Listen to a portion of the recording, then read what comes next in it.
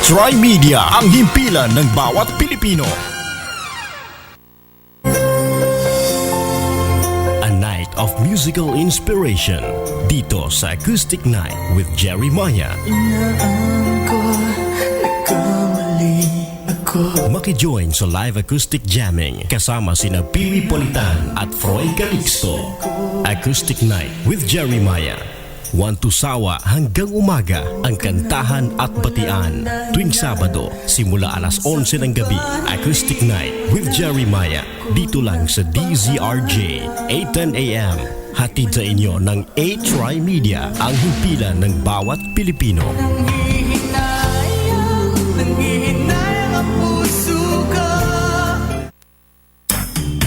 Makibahagi sa talakayan at usapin ng mga napapanahong negosyo kasama si John Paul sa programang BizTalk 101. Makinig at matuto sa mga kwento ng tagumpay sa pagninegosyo. BizTalk 101, BizTalk 101 kasama si John Paul. Linggo alas 5 hanggang alas 6 ng gabi. Dito lamang sa DZRJ 8:10 AM. Hatid sa inyo ng Try Media, ang himpilan ng bawat Pilipino. Get ready to laugh, smile, and enjoy the weekend with Lloyd Abella as he shares positivity and spreads nothing but good vibes. Join him as he jumpstarts a good mood with special guests every Sunday, 6 to 7 p.m. Feel good weekend. Only here at DZRJ, 8:10 a.m. Try Media, ang himpilan ng bawat Pilipino. Makibahagi at matuto tungkol sa Pinoy pop culture, maging sa larangan ng modeling, beauty pageantry, photography at marami pang iba sa lahat ng aspeto ng buhay. Dito sa Litrato Philippines, ihahatid sa inyo ang tila larawang storya na kagandahan ng Pilipinas. Tuwing Linggo, alas 3:30 hanggang alas 4:30 ng hapon. Litrato Philippines, dito lamang sa DZRJ, 8:10 AM. Hatid sa inyo ng Try Media, ang himpilan ng bawat Pilipino. Be informed, inspired, and empowered through radio with the voice of the youth. Samahan ang iba't ibang youthcasters habang patuloy silang nagbibigay ng inspirasyon sa mga kabataan. Abangan tuwing Sabado, alas 6 hanggang alas 7 ng gabi. Dito lamang sa DZRJ, 8:10 AM. Try Media, ang himpilan ng bawat Pilipino. Makibahagi at matuto tungkol sa Pinoy pop culture, maging sa larangan ng modeling, beauty pageantry, photography at marami pang iba sa lahat ng aspeto ng buhay. Dito sa Litrato Philippines, ihahatid sa inyo ang tila larawang storya na kagandahan ng Pilipinas. Tuwing Linggo, alas 3:30 hanggang alas 4:30 ng hapon. Litrato Philippines, dito lamang sa DZRJ, 8:10 AM. Hatid sa inyo ng Try Media, ang himpilan ng bawat Pilipino.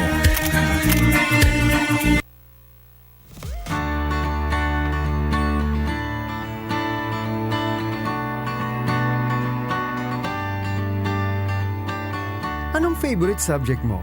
Career? Health? Relationships?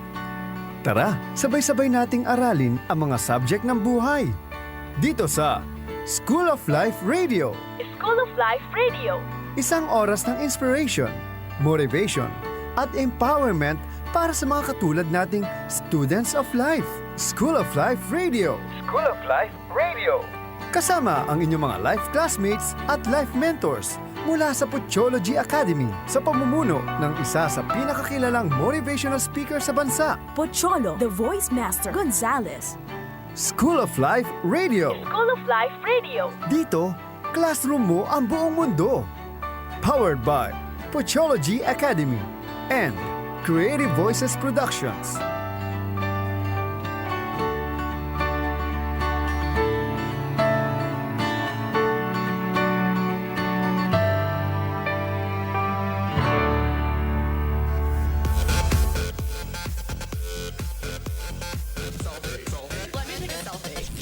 Alright, Luzon, Visayas at Mindanao, muling nagbabalik ang inyong paboritong programa tuwing Sabado ng umaga, ang School of Life Radio. Oras sa buong Pilipinas, ganap na po ang alas 10 ng umaga. 2 oras po tayo magsasama-sama sa ating palatuntunan at tayo pupunta inspiration, motivation at empowerment hatid sa inyo ng inyong mga life teachers and life mentors on air. Sa ngalan na isa sa pinakakilalang motivational speaker sa ating bansa, ang voice master ng Pilipinas, Pocholo de Leon Gonzalez. Ako po ang inyong teacher motivator sa radyo at sa classroom, si Kuya Burns. At ako naman po ay si Kuya Blas. Kamusta ka naman, Blas? I'm doing Teka muna, yung ating music, naninibago ako. Wait lang. Ano ba maganda? O yan, sige pakinggan mo, suot ko yung headset. Yan.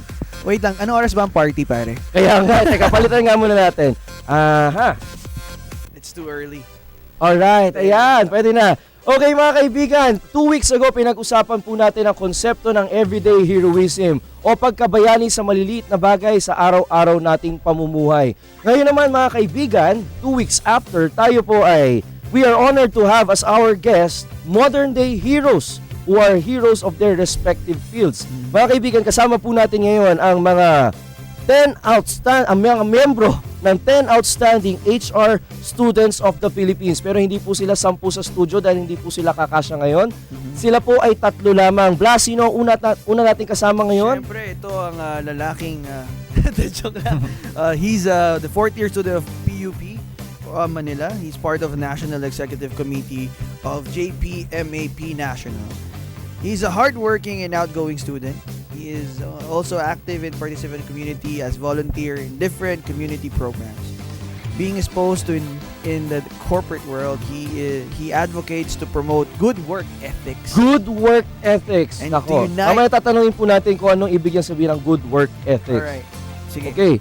So, ang ating guest ay si... Of course, let's welcome Mr. Erwin E. Marasigan. Alright. Hello, good morning. Good morning, Erwin. Welcome to the School of Life. Kumusta? Maayos naman po. Alright. At syempre mga kaibigan, kasama din natin ang isang 4th year HR student ng Polytechnic University of the Philippines. Siya po ay consistent na President Lister since her freshman year. She was also awarded as one of the Outstanding Scholars of the Year 2016 by the PUP Honor Society and also recognized as the Top College Scholar and Top Leadership Awardee. Ang sabi po niya, as a student and future HR professional, I would like to advocate youth empowerment. Mga kaibigan, mamaya aalamin po natin ang storya, but before that, welcome to the School of Life Radio, Jean Gutierrez. Hi, Jean.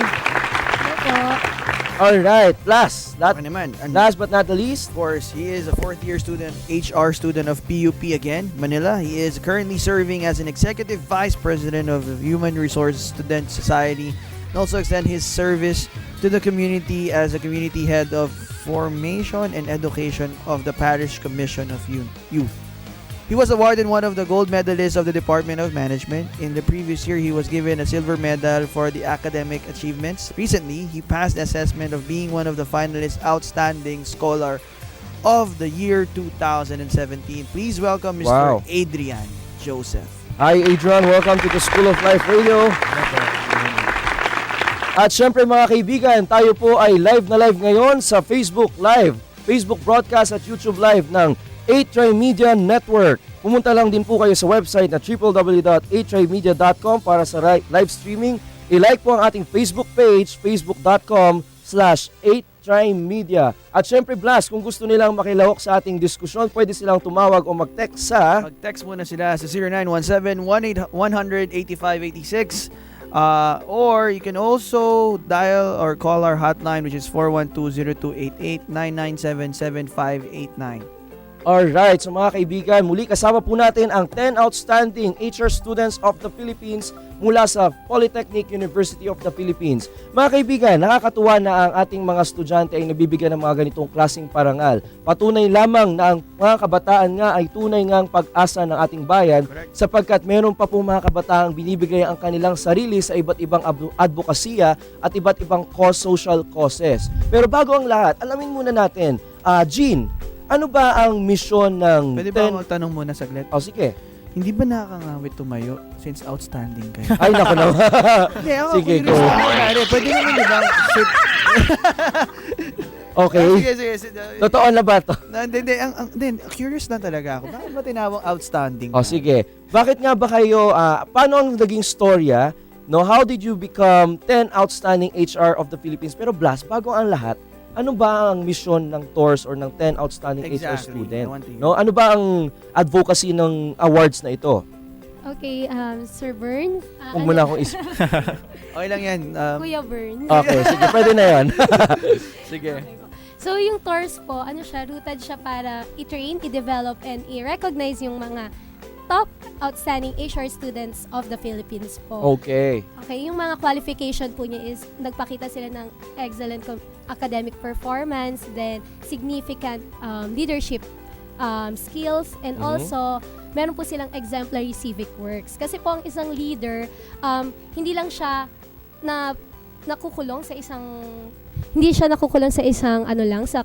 sa school, pero sila po talaga lumalabas sila. So kaya po namin isa sa qualification yung community involvement. Alright, community involvement, napakagandang pakinggan, no? Oo. Okay, so ang ilang years nang nagre-recognize ng outstanding students ang TORS? 2 years pa lang po ngayon. 2 years na, so nagkaroon na ng 20 alumni ang TORS, no? Yes po. Okay, so ano naman ang inyong naramdaman nung kayo ay napabilang sa 10 outstanding students of the Philippines? Gusto ko marinig ang sagot ni Erwin. Yun ba?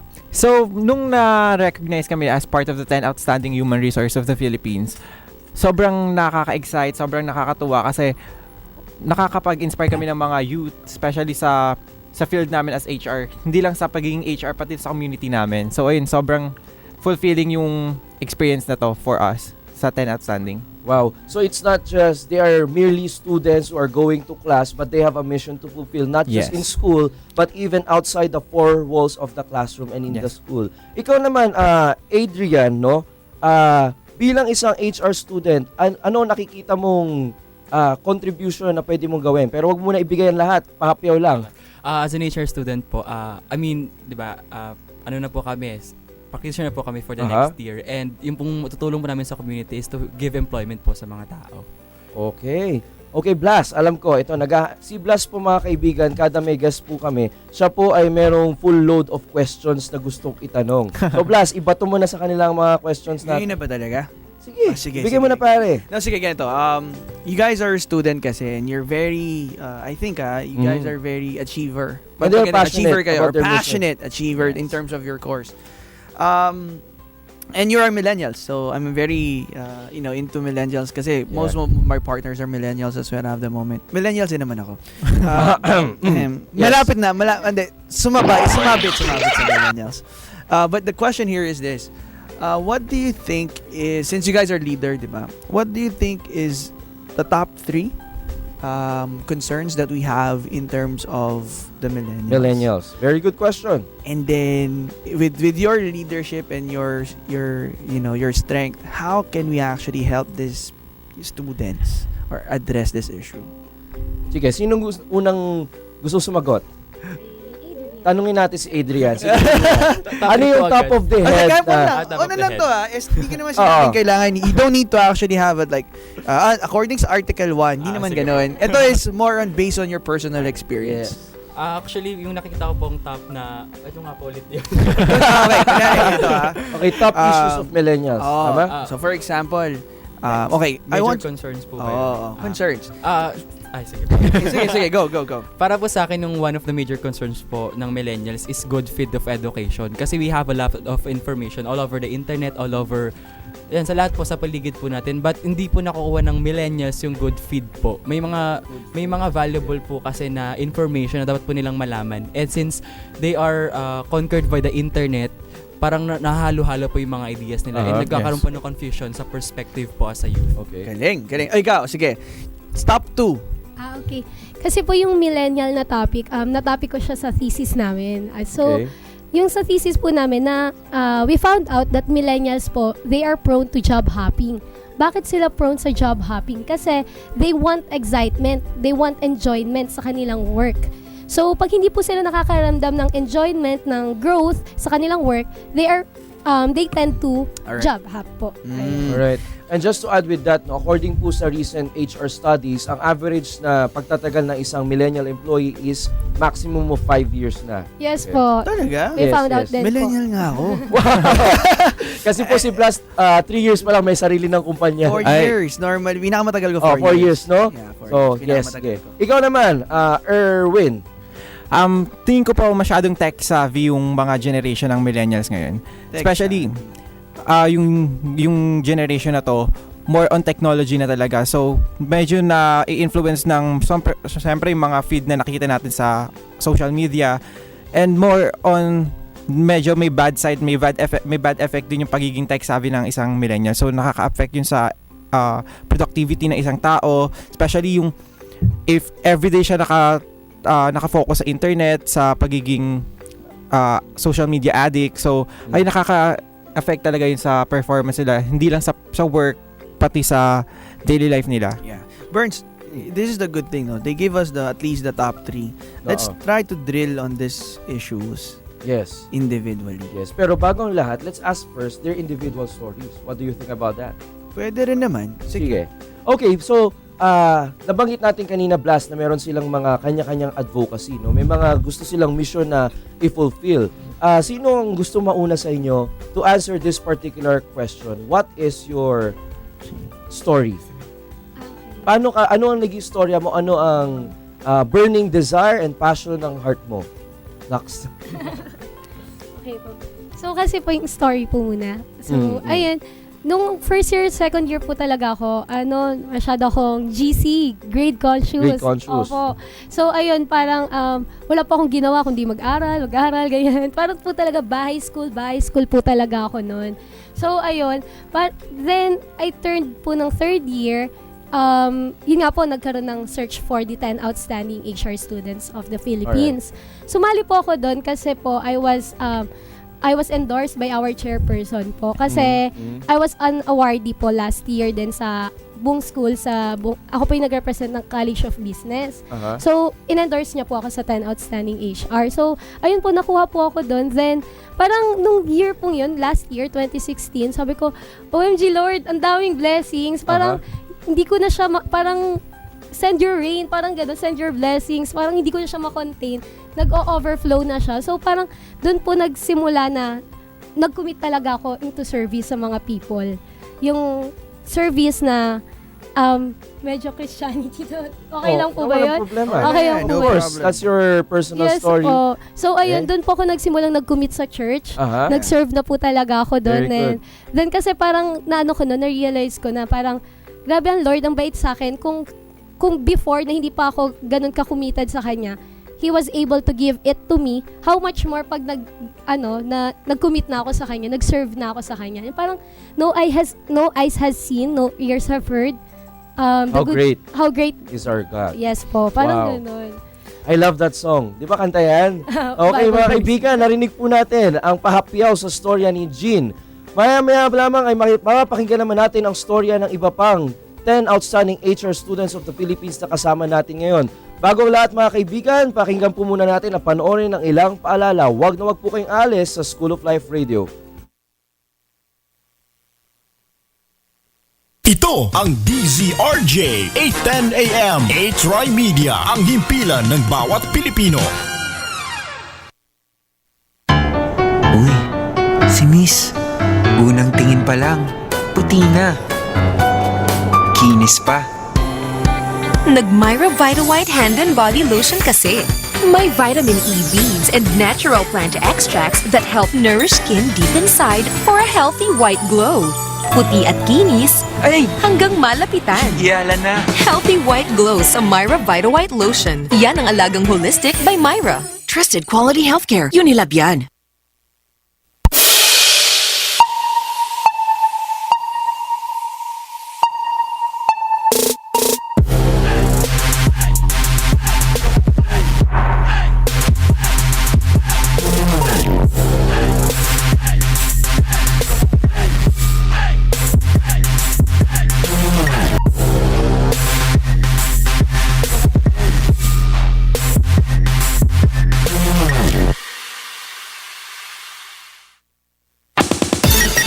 Bungad na balita at impormasyon sa DZRJ.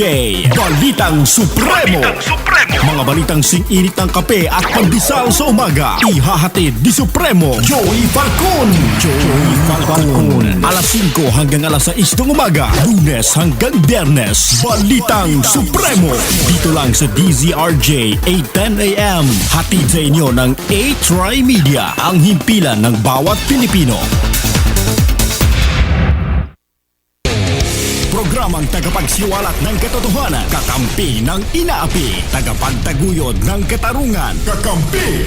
May pananindigang walang kompromiso, kakampi! Kasama si Bernard Tan, Lunes hanggang Biyernes, alas 5 ng hapon hanggang alas 6 ng gabi, dito lamang sa DZRJ 8:10 AM. Hatid sa inyo ng A-Try Media, ang himpilan ng bawat Pilipino.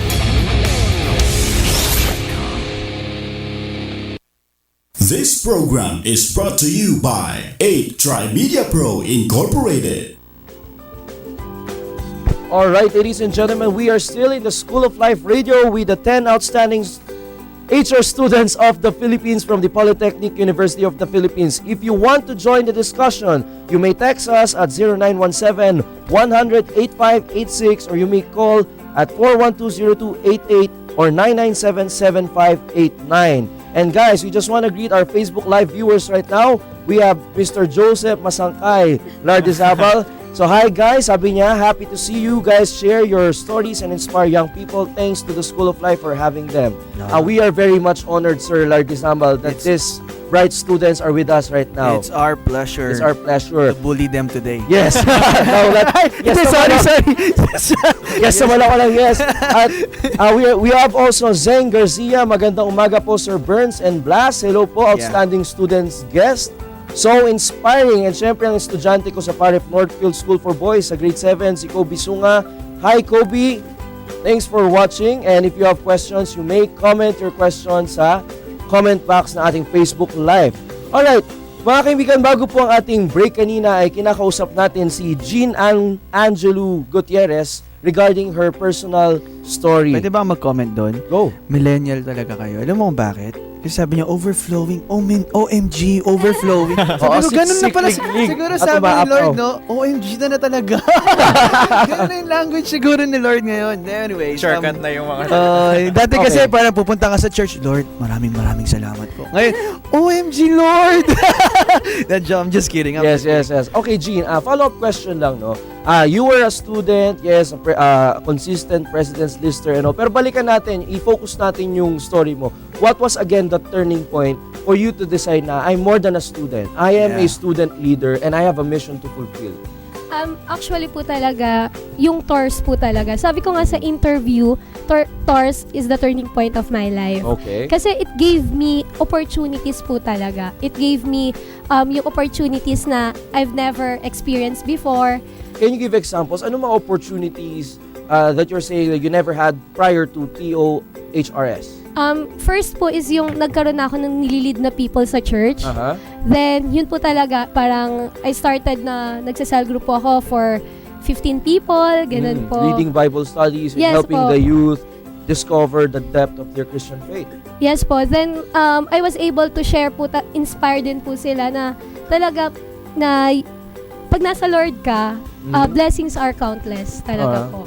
And then, ayun po, another opportunity is I was able to organize yung TORS 2017 po. Wow. So, ayun po. So, ikaw na yung nag-organize ng search for the next 10 outstanding HR students of the Philippines. Opo, with the help and guidance of Sir Joseph Lardizabal po. Okay. Wow. Sige, may question ka ba kay Jean? Or Wala, let's later hear, na lang. mamaya natin tatanungin sila. Unti-unti po muna nating pakinggan. Let's have a quick overview of the success stories of these inspiring students or top HR students of the Philippines. Okay, now let's go to Erwin. Erwin, what is your story, man? I mean, how did you start realizing that you are meant for more? I started kasi ng parang younger pa lang. Parang involved na ako sa community involvement. So nung high school ako, president ako ng student government. So naging naging first city councilor ako ng Muntinlupa City And then, Again, naging konsehal ka na. no, for First Little City Council. Alright. Yeah. Okay. So, after that, na-realize ko na, no, I need to do more. I need to inspire people. So, one of the turning point din na na-realize ko doon is, kailangan ko ding i-reach out yung mga taong nasa lower level ng society. So, ayun, last election, supposedly tatakbo dapat ako ng SK chairman sa Muntinlupa. So, na-postpone yung SK election. So, pero reach out na kami, nakapag-outreach program na kami. And if may mga events naman sa family namin, we tend to reach out dun sa mga orphanage like yung Haven for Children sa May Alabang. Yun. And then, yung leadership ko talaga is somewhat na innate na din sa family namin. Like yung sa mother side ko, chairman yung lolo ko sa Barangay Sukat. And then, yung pagiging leader is somewhat na masaya sa feeling. And then, yung pagiging caring mo dun sa tao is nakaka-fulfill talaga. And then, the moment na naging part ako ng tours, sobrang daming opportunities na dumating sa amin. Like, ngayon, itong guesting namin sa School of Life, naging na-enhance yung mga skills namin, and then yung ability namin to speak out, to share our experiences and to inspire all the people na nakikinig dito. Yeah. You know what? Can I just give a comment for that? Sure. Okay. One of the reason, kasi the second topic or later is we'll be discussing about job hopping, di ba? Yes. And all those 3 top concerns that they raised. But I just want to siguro give a bit of an insight. When you were talking, one thing that I recognize is the report or the survey that I got, or the statistics that I got, that the millennials are actually more on purpose-driven people. Yes. Before kasi, when, during the baby boomers, or the Gen X. They are the Gen X, alright? During those time kasi, it's really more on practicality you need to work because you need to have food in the table. I'm a father, I need to provide. The difference kasi right now is that if you're gonna notice, he realized he needs to lead because he wants to help other people. Right. So, and it happened. How old are you? 19. I was gonna ask that. You know what? I only felt that when I was 30 years old. And these guys are lucky, no? This generation is lucky na bata pa lang sila, they have already discovered their purpose and mission. Exactly. But he's Erwin, not lucky. No, I'm just kidding. I'm Okay, just kidding, fine. buddy. I'm just pulling your leg. Anyways, but Okay. but I'm really happy actually because I think you're right. There is really a future with these kids. And not everyone would have the same mindset that these kids would have, no? Yeah. Hindi lahat ng kabataan ngayon, most of the youth, I'm not saying all of the youth right now, their number one concern, who's to date next, di ba? Okay, what's the next game to play? Right? Yeah. Ano yung pupuntahan mo na gimmickan and all this is. I'm not saying that these are bad things, but some of the youth today stop there. No? Yeah. I'm not saying na don't do this. These are good things, no? Pero some people stop there. Diba? Sige, let's discuss that later On. Pero bago lahat, ikaw naman, Adrian, what is your story? Ayun, actually po, nung bata pala talaga ako, lidera na po ako sa school. Lidera na. Okay. Actually, I'm part of the Supreme Student Government po SSG. since the elementary days, then high school days naman po. And right after that, parang, di ba po sa school, leader na po ako and I do activities for the students. Parang naisip ko, why not I should extend my service to the church, the people, the community. So, sabi ko pa nga nung mag-serve sana ako sa church is parang abala lang sa pag-aaral ko. Parang wala dagdagan pa responsibilities ko. Pero but then, parang sabi ni Lord sa akin, Adrian, bakit hindi ka mag-serve sa community sa church para yung leadership mo mas ma-enhance pa through me. Parang ganun po. So, sabay na po yung service ko sa church po and sa academy. So, right after that po, parang sa college po, yun po, naging member din po ako ng Human Resource Student Society. And from my second year po, naging part ako ng PS, Presidential Staff, and then I've become the Executive Board Auditor. Then now I'm currently serving as the Executive Vice President. So right after na na-recognize po ako bilang one of the top 10 student of the Philippines po. Lalo pa nag-burn yung desire ko na mag-lead sa mga tao. And right now po, parang nag-gain pa ako ng trust sa mga tao and I get to inspire other people. Kaya po na-appoint po ako as the formation head and educator po ng Parish Commission on Youth na nagtitrain po, nag-form po sa mga bata para mas mahon pa yung faith nila sa Lord. And parang naghahanap pa po ako ng mas magandang activity to serve other people. Actually po nung nakaraan po naging project coordinator po ako ng isang outreach program po namin, which is sa elderly po. Nag-serve po kami sa kanila, pinasaya po nila namin maikli. So sa ngayon po yung nakikita ko na pong goal ko sa life is that number 1 po, maging host po. Host ng alin? Isang host po ng isang prestigious event po ng Philippines. Akala ko radio host. Bibigyan na natin. Why not? Bibigyan na natin sa show, mga kaibigan. Madali lang po yan. Ayun, tapos po, ang isa pong goal ko is to, magkandak pa po ng mga community extension activities para po, mas ma-inspire ko pa po yung ibang tao, pating mga kabataan po. Sige. Nakakatuwa. Ang sarap. Ang sarap pakinggan, no? And then sabi niya rin sabi natin sa introduction, he is an advocate for the youth to realize the value of the act of service. Yes po. Ito yung pinaka maganda sa narinig ko sa kanya eh. He is a person who values the importance of service, no? You found meaning in service. Yes po. Nakakatuwa. Yeah, true enough, pare, they're very lucky. Let me tell Blessed. you something. I think the more appropriate word is blessed. I don't know. Blast. Blast. I'm just kidding. Okay. Ang galing ko talaga. Makakailan ka na, ha? Yeah, anyways, when I was young, kasi as early as grade 4, I was also determined to be a leader. Eh. It's a passion kasi. It comes, it's not imposed. Eh. You feel it, correct? Innate. It's Yes. inside, correct? I have a question. Do you guys have role models ba? Yes. Sino role model mo? I think your role model is your chairman Lolo. Sabi mo nga. Pero meron pa akong role model na iba, which is my friend, si Jonah. Hi, Jonah. Kasi, Doon mo siya nakita na gusto ko rin maging leader? yes po. Kasi, parang siya din yung naging parang reason kung bakit ako naging Taurus. Kasi sabi ko, I wanna be like her. Sabi Ano niya, ba yung nakita mo kay Jonah? Kasi si Jonah, like, part na siya ng iba't ibang org, like, sa AILA, yung Association of ASEAN Youth Leaders Yeah, Association. Yes, AILA. And then, right now, nakalimutan ko na kung anong org siya. Pero, nagsiserve siya sa Malacanang ngayon. And then, kung saan siya nagta-travel. And then, ang daming youth activities yung sinasalihan niya. So, na-engage talaga ako sa kanya siya. Yung naging inspiration ko para maging part ng... That's how important role model is. Role models are very important. Yes, And also mentors. What about you, Jean? Do you have any role model? I think my grandfather, kasi he's an educator po. I see. Okay po. So, sa province po, we own a high school, private high school. He's the director. So, pero my lola passed away na po kasi. Then, he inspired me po. Kasi po ako more on education. Parang, I value so much education. Kaya po talaga, I am so hooked po talaga sa education. I love studying, ganyan po. Kung pwede nga lang po, huwag na magtrabaho, mag-study na lang. And that's how you course through your passion for youth empowerment. Yes po, parang value the education po talaga. Yun.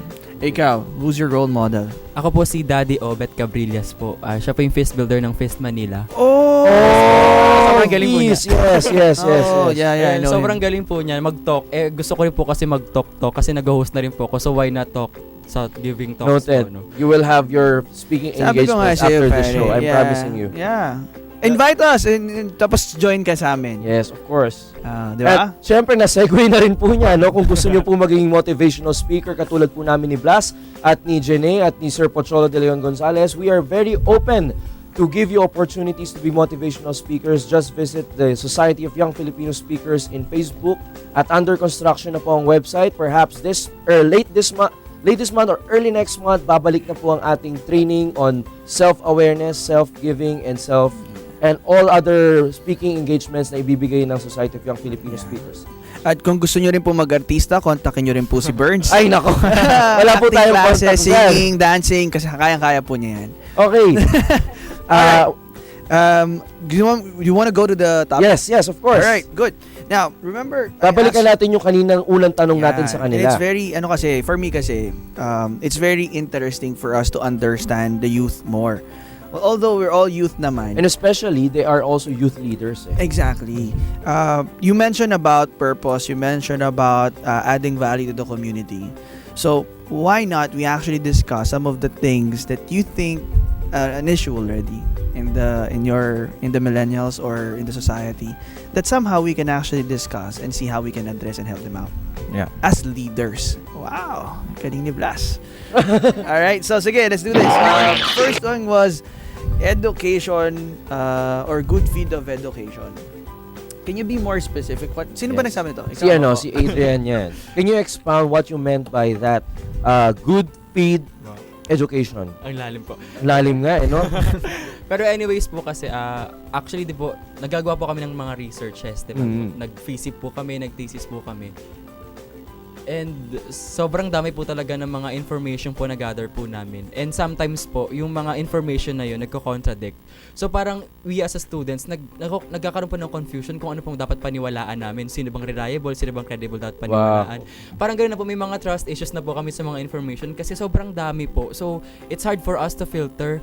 Kaya parang nawawala po yung essence po ng right education para sa lahat. Yun po yung nakita ko na sa problem po. I'm sure they're also aware, Blast, na sa panahon natin ngayon, fake news is spreading like wildfire. No, false information and other satirical news that people would take as actual fact. So as a youth, as a youth leader, as alumnus of TORS, ano yung mga how do you actually sort it out? Like which one is reliable, which one is not? I mean, and what would be your advice to the youth in terms of that? Actually, hirap po talaga mag-filter kung ano po yung tama, totoo. So, all you have to do is to go research pa.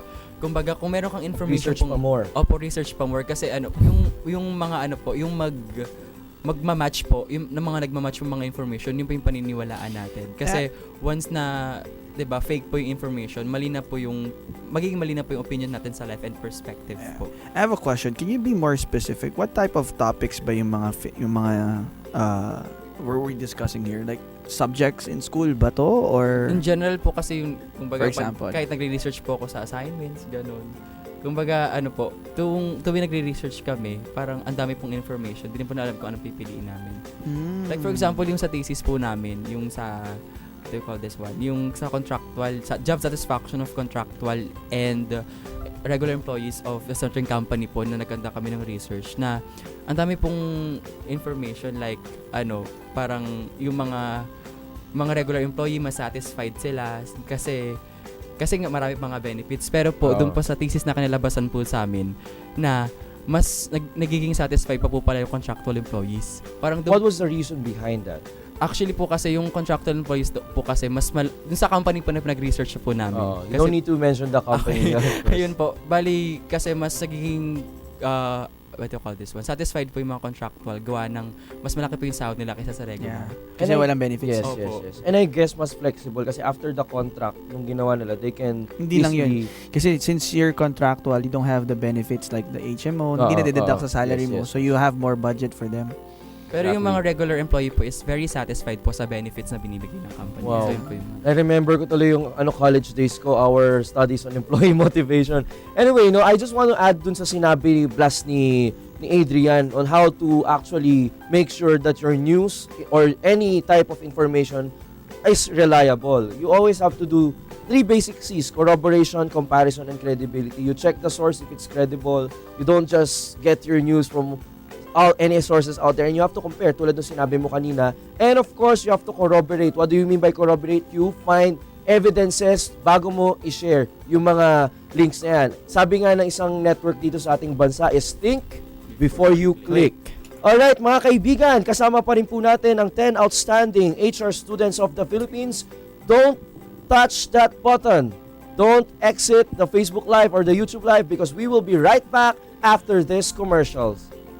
Ang DZRJ 8:10 AM HRI Media, ang himpilan ng bawat Pilipino.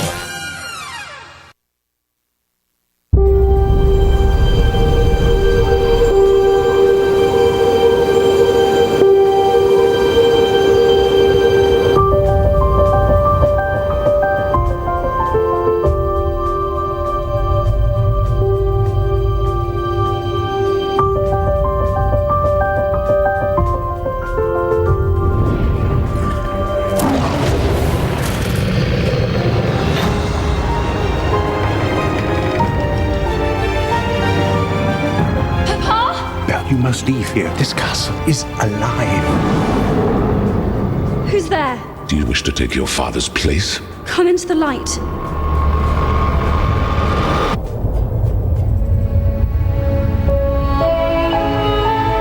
Show me the girl. Look at her. What if she is the one? The one who'll break the spell? Hello. You can talk. Well, of course he can talk. Hello. Pleased to meet you. The master's not as terrible as he appears.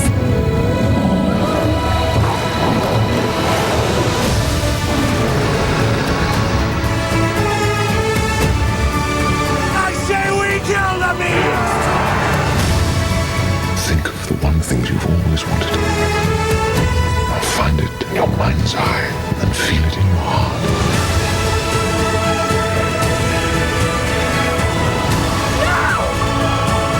Don't be afraid. I'm not afraid.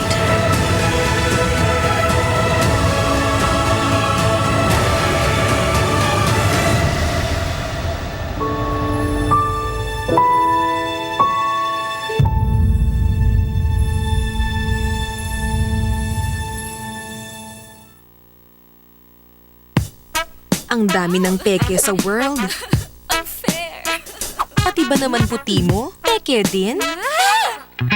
Para totoong puti, mag Myra Vita White Moisturizer. May vitamin E at natural plant extracts to help nourish skin for that healthy white glow. May double sunscreen na, non-sticky pa. Ito ang totoong healthy white glow. From Myra Vita White Moisturizer. Yan ang alagang holistic. Trusted quality healthcare. Unilab yan. What does it take to discover something great?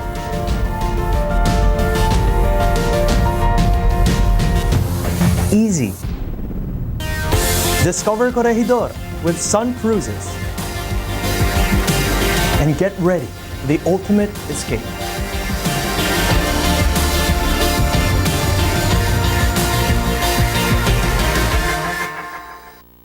This program is brought to you by 8 Trimedia Pro Incorporated. And ladies and gentlemen, we are back here in the School of Life Radio. We are still with the 10 outstanding HR students of the Philippines. Before we continue, we just want to greet our Facebook Live viewers. Si Andy Puyat Presida from my grade 8 class, si Malvin Dinlasan. Mga kaibigan, si Malvin po ay makakasama natin next week sa isang bagong segment ng ating programang may pamagat na Start Today. So siya po ay magbibigay sa atin ng mga tips on how we can begin our dreams and make them reality. Nakikinig din sa atin ngayon ay isang student leader na kaibigan ko na si Raymond Rodis at syempre si Leslie Joy Montiano, Jesely Gutierrez, El Vidanes, Ray Velasco, Lucas Bonifacio, Miggy Prianesa, Gio Tomas, ang aking tita na broadcaster din sa Las Vegas, si Josie Harrison, at syempre ang mom na isa kong student, si Eileen Jimenez. Miss Eileen, hi there.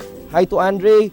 And of course, my co-teacher, Vic Garcia. Earlier, ladies and gentlemen, we are talking about the first concern that was raised by our guest today, and that is the need for good fit education. At narinig po natin kanina si Adrian na binibigyan ng tips sa ating mga viewers on how we can make sure our news or any information, whether it's research or just typically post in Facebook, would be reliable. Yeah. Any insights on that, pwede class? ba ako mag-add? Okay lang, sige.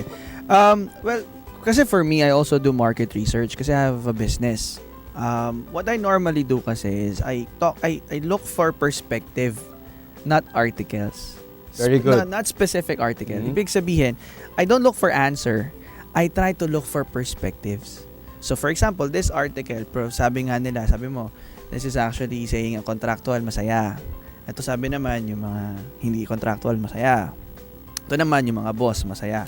What I do, pare, is I actually analyze. Then I create my own perspective after that based on what I read. So technically, I always love reading informations, and then it's gonna be up to me understanding how I actually gonna be using those information. Yes. And I use it for my business. That's why ganun lang, okay? Kasi I think naman, in all fairness, all of the information you see online, it will take some time for them to just, hindi yan type lang eh. Diba? Pinag-isipan, somehow may pinag-aralan. At it will never be at the 5 to 10 minute work. So where I'm coming from is that you want to actually know the juice of that brain. You want to know how he actually came up with that article and use that for your study or something like that. Yes. Although, Blas, we still have to remember na even though nasabi nga, tama yung sinabi mo na minsan, most of the time, all the articles we see online, pinag-isipan, pinaghirapan, but we can also dismiss the fact that there are some people who want to really mislead people by spreading false news, false information. That's why what we have to do if we see something that is surprising in terms of headline, no, responsible journalism, we have to verify the sources and we have to think before we share it. Think before you click. But all in fairness naman, if you're gonna be using Google naman kasi, Google is very high-tech. The top 10 pages there will never gonna be a trash. Because the way they actually do their technology, I'm not advertising Google. I used to work for Microsoft, by the way. But it's really, there is a genius behind it that it will actually provide you the most relevant or most yung credible source. There you go, source. So that's why I do my research. So for example, I have this company. I'm seeing this company as a competitor. I'll research about it. One article will say how good the company is. The other one will actually gonna somehow tell what's the loophole of this company. The other one is how they actually earn and all those kind of stuff. So what will happen to me after that? I know every single, at least I have an idea. I know everything, but I have an idea. So, ganun ko ginagamit yung education ko online. And maganda yung sinabi ni Blas doon na there are always two sides of one story. So, another thing na pwede nating ibigay na payo sa mga kabataan is whenever you are trying to make a decision based on the data that you're seeing online, whether it's news or a simple information, look at both sides. No? Kasi dalawang storya lagi yan. Dalawang parte lagi ng isang storya. Alright, so Blas, that was the first issue raised by our millennial guest for today. Good feed education. The second one is also very important. This is much more for young professionals. And they're HR so they are more yes. kung ano dito. Very good. Now, another concern ng mga millennials ngayon is yung job satisfaction. And sabi nga kanina ni Jean is most of the time, mga millennials, we are adventurous, no? We are more self-directed. We want to get things our own way, get things done our own way. That's why, as we have cited earlier, we only have 5 years as an average retention per company. The attrition right now, ladies and gentlemen, sa mga companies where most millennials are working, tumataas po, no? Yes. So, can you expound more on this, Jean? Like, ano yung mga iba pang reasons ng job hopping and what can companies do about it? Actually, millennials po, they are not that after sa salary na po ngayon. Yes. They are after po sa growth, sa career advancement, sa satisfaction. Yung parang, very good. Kung ikaw as a worker, as an employee, gusto mo may direction yung work mo na hindi ka lang tumataas yung sahod every year, but you are advancing. You are, kumbaga, nagle-level up ka, you are improving. Yun po. I have a question. And you're growing. Do you know how this actually happened? Do you have an idea how millennials think this way now compared to the old people? We have to understand. No, are you asking me or them? Do you have an idea? I mean, I have an idea. I have an idea also. Sige, what do you think? Okay, based on my studies in HR before also, by the way, yun din po ang course ko, kaya nakaka-relate tayo sa kanila. There was a shift. Before we have the industrial age, people would be staying in one company for more than 20 years, no? Doing the same menial job, robotic, an assembly line, you do the same thing over and over again. And that is like robotic and they're like automatons, no? Now, with the advent of technology, everything got automated already, and then we ushered in the knowledge worker age. Yung yung sinasabi na HR technical term. Kumbaga, more empowered na ang bawat individual to know more information. That's why they have more options. Exactly. Kayo, what are your thoughts on that? Siguro po sa akin, ang mga millennials po kasi more on, kasi po, ang workforce po natin ngayon, average niya is millennial po. Average age is 23 years old. So, napaka-young talaga. Then, itong age na to, hindi naman siya yung familial age na, yung may family na. Yes. So, sila talaga yung mga, they want they want to enjoy, yung work-life balance po talaga. So, So, doon talaga yung kaya po tumataas yung attrition kasi yes. Attrition is yung pagre-resign para sa knowledge ng ating mga Yes, non-HR viewers. Yun, no? yan po. Kasi gusto nilang makahanap ng job na mag-fit in do sa gusto nila. Ako naman ganito. Ito, not on research. I didn't do any study based on observation lang. Kasi I love observing people. That's one of my passion. Of course. Well, if you're gonna think about it, during the old time, there's only few resources or sources of information. Yes. Your Therefore, your parents, choices are limited. your parents, your uncles, most probably your lolo, and your teacher. So what will happen is, in terms of the programming that the old folks had, it's very straightforward. Yes. Correct? Now, the difference between this generation and before generation is that the information is already spread out. The things that you can imagine is way bigger, wider compared to the people what that can imagine before. Kaya nga before, ang trabaho ng tatay, kunyari factory worker, anak factory worker, kasi yun lang yung information na nakikita ko araw-araw eh. Ngayon, magbukas ka ng Facebook, yung friend mo nasa Japan, nagtatrabaho doon, nasa America, nagtatrabaho doon. So, ano mangyayari? Tendency of your brain is to imagine what will actually make you feel kung nandun ka sa sitwasyon na yun. Yes. Now, this is actually the reason why people are not happy, are not easily being contented. Kasi there are more better options. There's There not- are better options out No, there. it's because of the natural imagination or the way our brain works. It's the imagination of how will it feel to be in that position. So, here's the question. Here's actually the how can you actually help the millennials think, try to hold them back a bit with this wild imagination? Do you have an idea or do you have something that you can actually tell them how they can actually control this? Or is it good for them to have this imagination in the first place? Or is it good, Blas, to control them in the first place? Oh, exactly. Because in HR, we know that the best asset of the company, which are the people, walks out of the door every 5 p.m. and we are not sure if they will be back next year, next month. So, this is very basic I love this, HR principles, no? Oh. Okay, so Jean, what are your insights on that? How can companies make employees stay? And how could millennials motivate themselves to stay? Siguro po, provide learning po as fun. Kasi po yung aming, last week, I think Thursday po pala.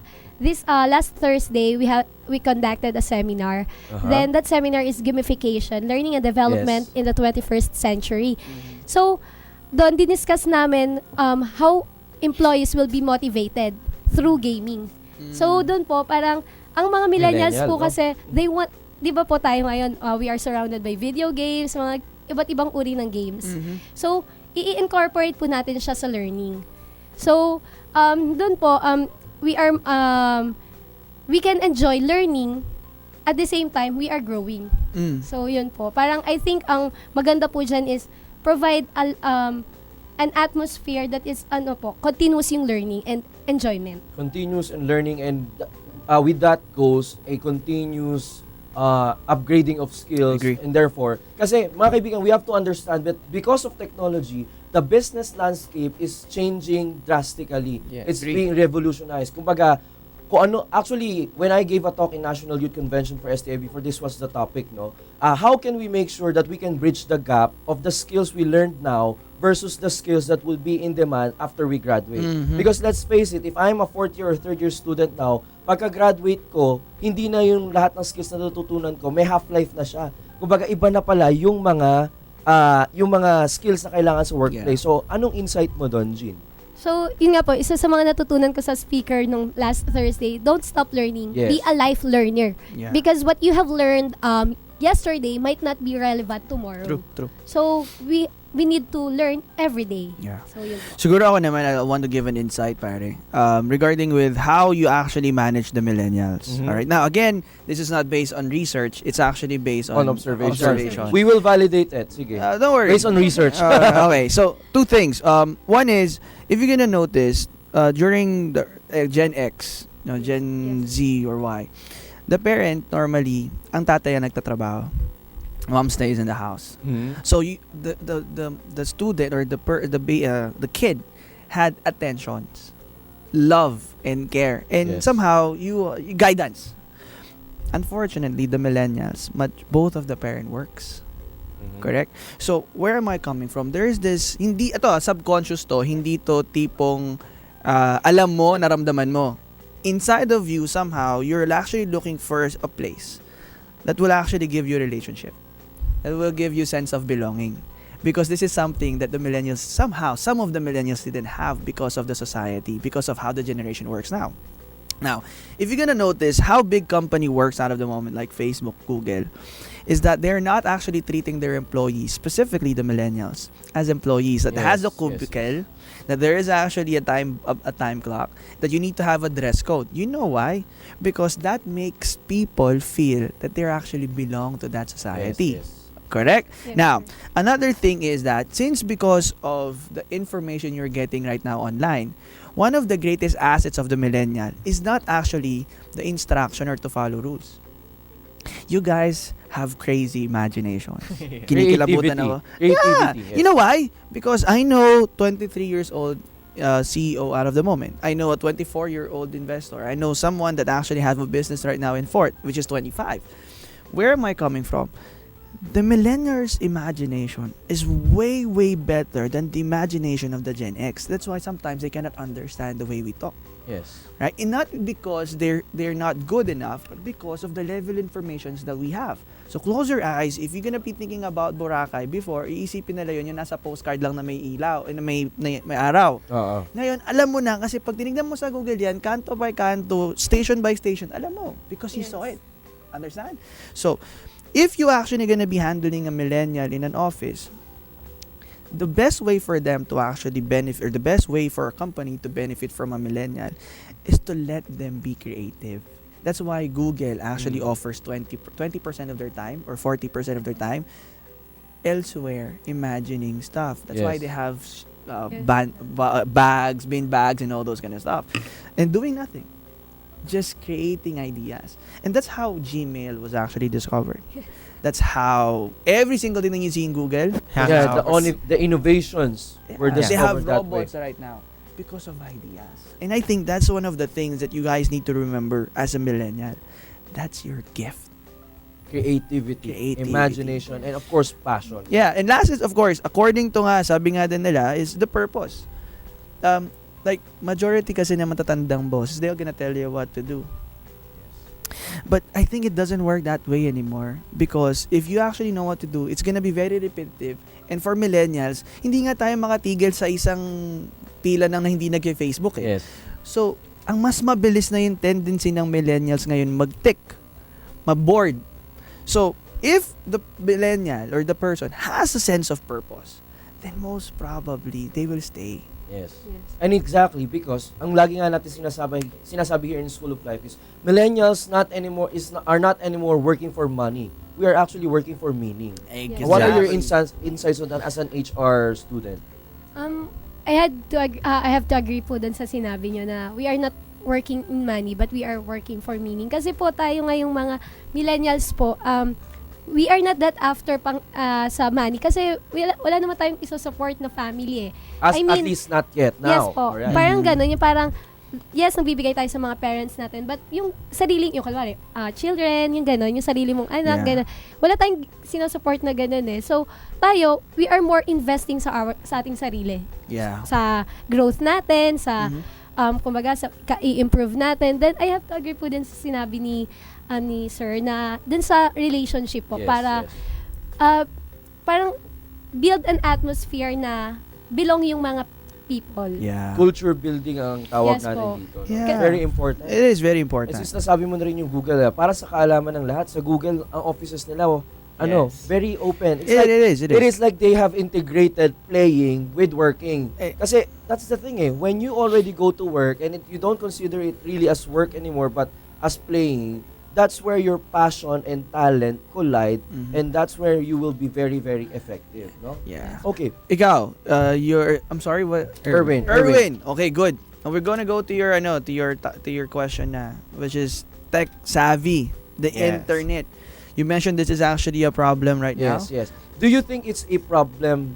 Or is it misused I don't think he said it's a problem. It's like a concern that millennials are becoming more tech savvy. So what now, Erwin? So I guess po kasi yung pagiging tech savvy ng mga millennials ngayon nagagamit sa maling paraan, especially sa social media, lalo na sa Facebook. Like mag-spread ng maling information, like yung kay Adrian nga na yung feed of information is mali, and then yung sa news din, and then yung mga pambabash sa social media ay yung tingin ko na mali talaga sa paggamit ng mga social media accounts like Facebook na nakakasira din sa isang personality ng isang tao. And then as millennials din po, yung pagiging tech savvy is somewhat na useful din at the same time kasi malawak yung information na pagkukunan mo, though hindi pa rin sapat yung pagiging malawak na pagkukuha ng information kasi hindi lahat ng information na nakukuha nila sa internet is totoo. And then yung pagiging tech savvy din ng mga millennials, yung engaging, ay nga, madaling ma-bored. So pag nakikita nila sa pila pa lang, gamit agad ng social media accounts. And then yung pagiging social media savvy, magiging tech savvy ng isang individual is at the same time mabuti kasi nakaka-socialize din sila sa ibang tao. Okay. You made mention, Erwin, of socialization, forging relationship with other. Yeah. I have a question for you. Because of technology, the world has been connected as never before. But how is it necessary for millennials to somehow disconnect also digitally so that they could form relationships personally?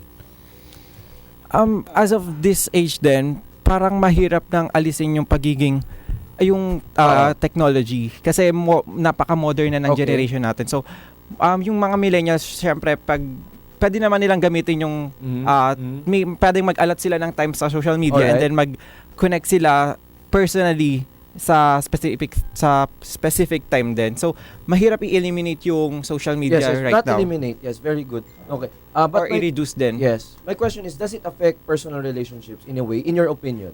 Yeah, somehow.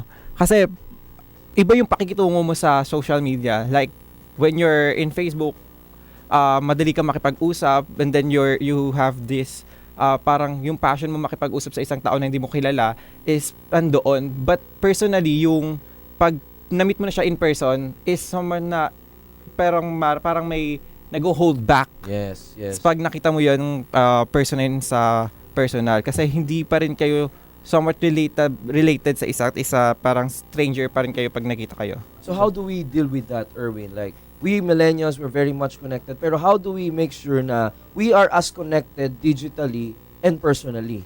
Let's say, kapag we meet someone in person, we don't have that awkward moment na in Facebook, we know what to talk about. Yeah. Di ka naubusan ng topic, di ba, kahit haha, LOL lang. But then in person, sometimes, we don't know how to sustain a conversation anymore. In fact, recent scientific studies would show na this is now a problem of millennials. There's a term that scientists have used in this particular conversational intelligence. We are actually dropping in terms of that because precisely of overuse in technology. So how do we deal with that, Erwin, in your own opinion? Ayun nga po, yung pagkasabi niya na parang yung communication niya sa personal is nakaka-affect talaga. Kasi pag nasa Facebook ka, like, ang dami talagang pinag-uusapan. Like, kahit mag-usap kayo ng isang buong araw, madami kayong topic na pwedeng sabihin. While sa personal, parang, hi. Hello. Parang, hello. May awkwardness na nakikita pa rin. So, parang pwedeng ma-solve yun if parang mag-train yung isang individual to be more socialized sa ibang tao. Yung pagiging, what do you call this? Parang engaging.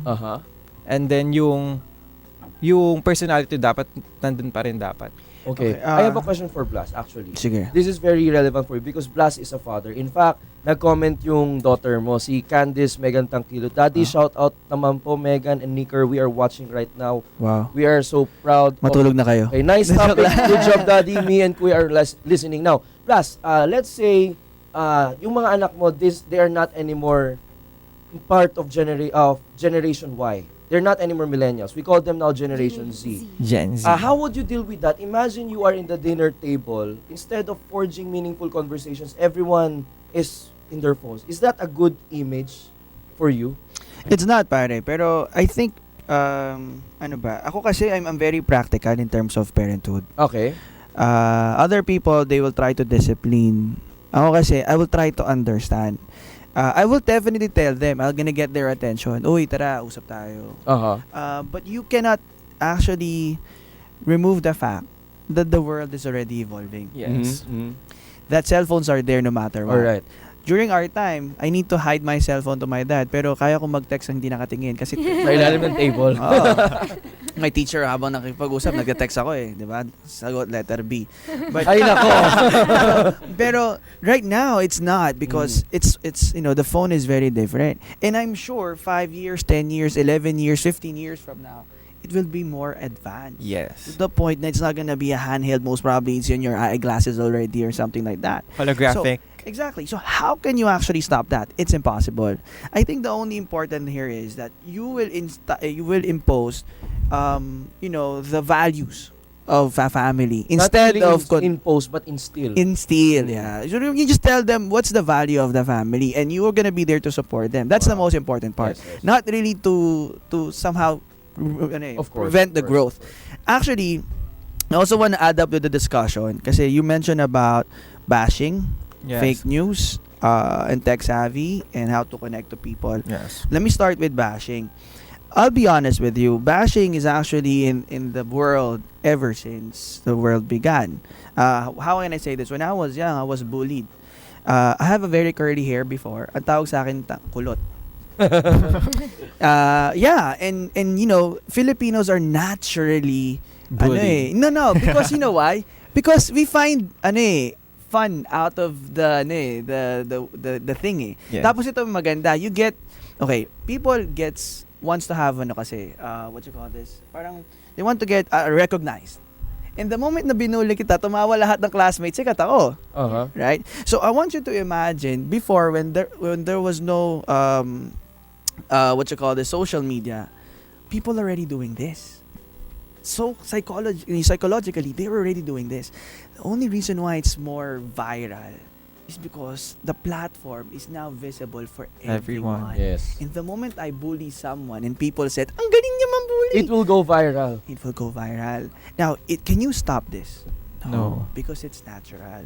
It's in us already ever since our lolo is already. Pero I think we need to go to commercial break. Tama ba? Yes, but later on, mga kaibigan, Gusto ko bang dagdagan to? Hindi we pa will ako tapos. continue our conversation about social media and being tech-savvy of millennials today. You are still in the School of Life Radio. I am still your teacher motivator in radio in the classroom, Kuya Burns. And Kuya Blas. And we are with the 10 outstanding HR students of the Philippines. After the break, we will be reading again the greetings of our Facebook Live viewers.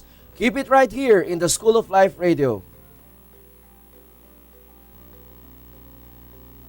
Ito ang DZRJ 810 AM H-Rai Media, ang himpilan ng bawat Pilipino.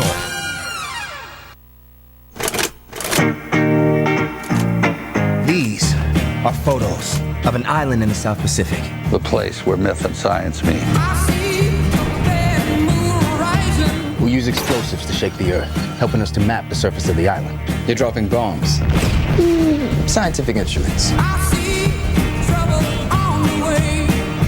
Is that a monkey?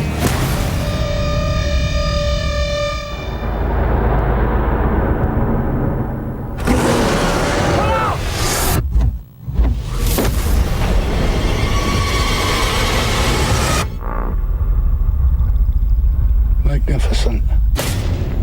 You knew that thing was out here? I'm sorry for your men, Colonel. But if you want to make their sacrifice worthwhile, get us home with proof. Monsters exist. Whoa. Your friend there can put that down. What the hell is this place? That's Kong. He's king around here. Kong's pretty good king. Keeps to himself mostly. But you don't go into someone's house and start dropping bombs unless you're picking a fight. Kong's god on the island, but the devils live below us. And what are they called? I call them skull crawlers. Why? Never said that name out loud before. It sounds stupid now that I say. Just, you call them whatever you want.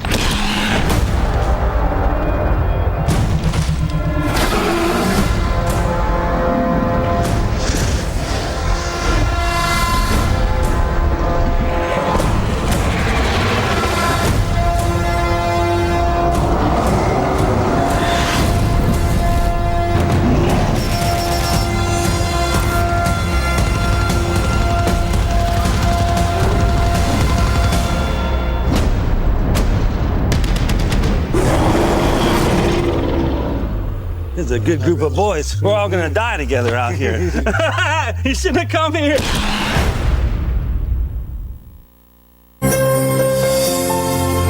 A night of musical inspiration dito sa Acoustic Night with Jerry Maya. Maki-join sa live acoustic jamming kasama sina Pili Politan at Froy Calixto. Acoustic Night with Jerry Maya. 1 to sawa hanggang umaga ang kantahan at batian. Tuwing Sabado, simula alas 11 ng gabi. Acoustic Night with Jerry Maya. Dito lang sa DZRJ, 8:10 AM.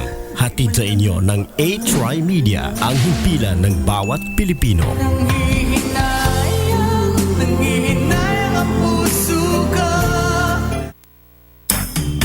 Makibahagi sa talakayan at usapin ng mga napapanahong negosyo kasama si John Paul sa programang Biztalk 101. Makinig at matuto sa mga kwento ng tagumpay sa pagninegosyo. Biztalk 101. Biztalk 101 kasama si John Paul. Linggo alas 5 hanggang alas 6 ng gabi. Dito lamang sa DZRJ 8:10 AM. Hatid sa inyo ng A-Try Media, ang himpilan ng bawat Pilipino. Get ready to laugh, smile, and enjoy the weekend with Lloyd Abella as he shares positivity and spreads nothing but good vibes. Join him as he jumpstarts a good mood with special guests every Sunday, 6 to 7 p.m. Feel Good Weekend. Only here at DZRJ, 8:10 AM. A-Try Media, ang himpilan ng bawat Pilipino.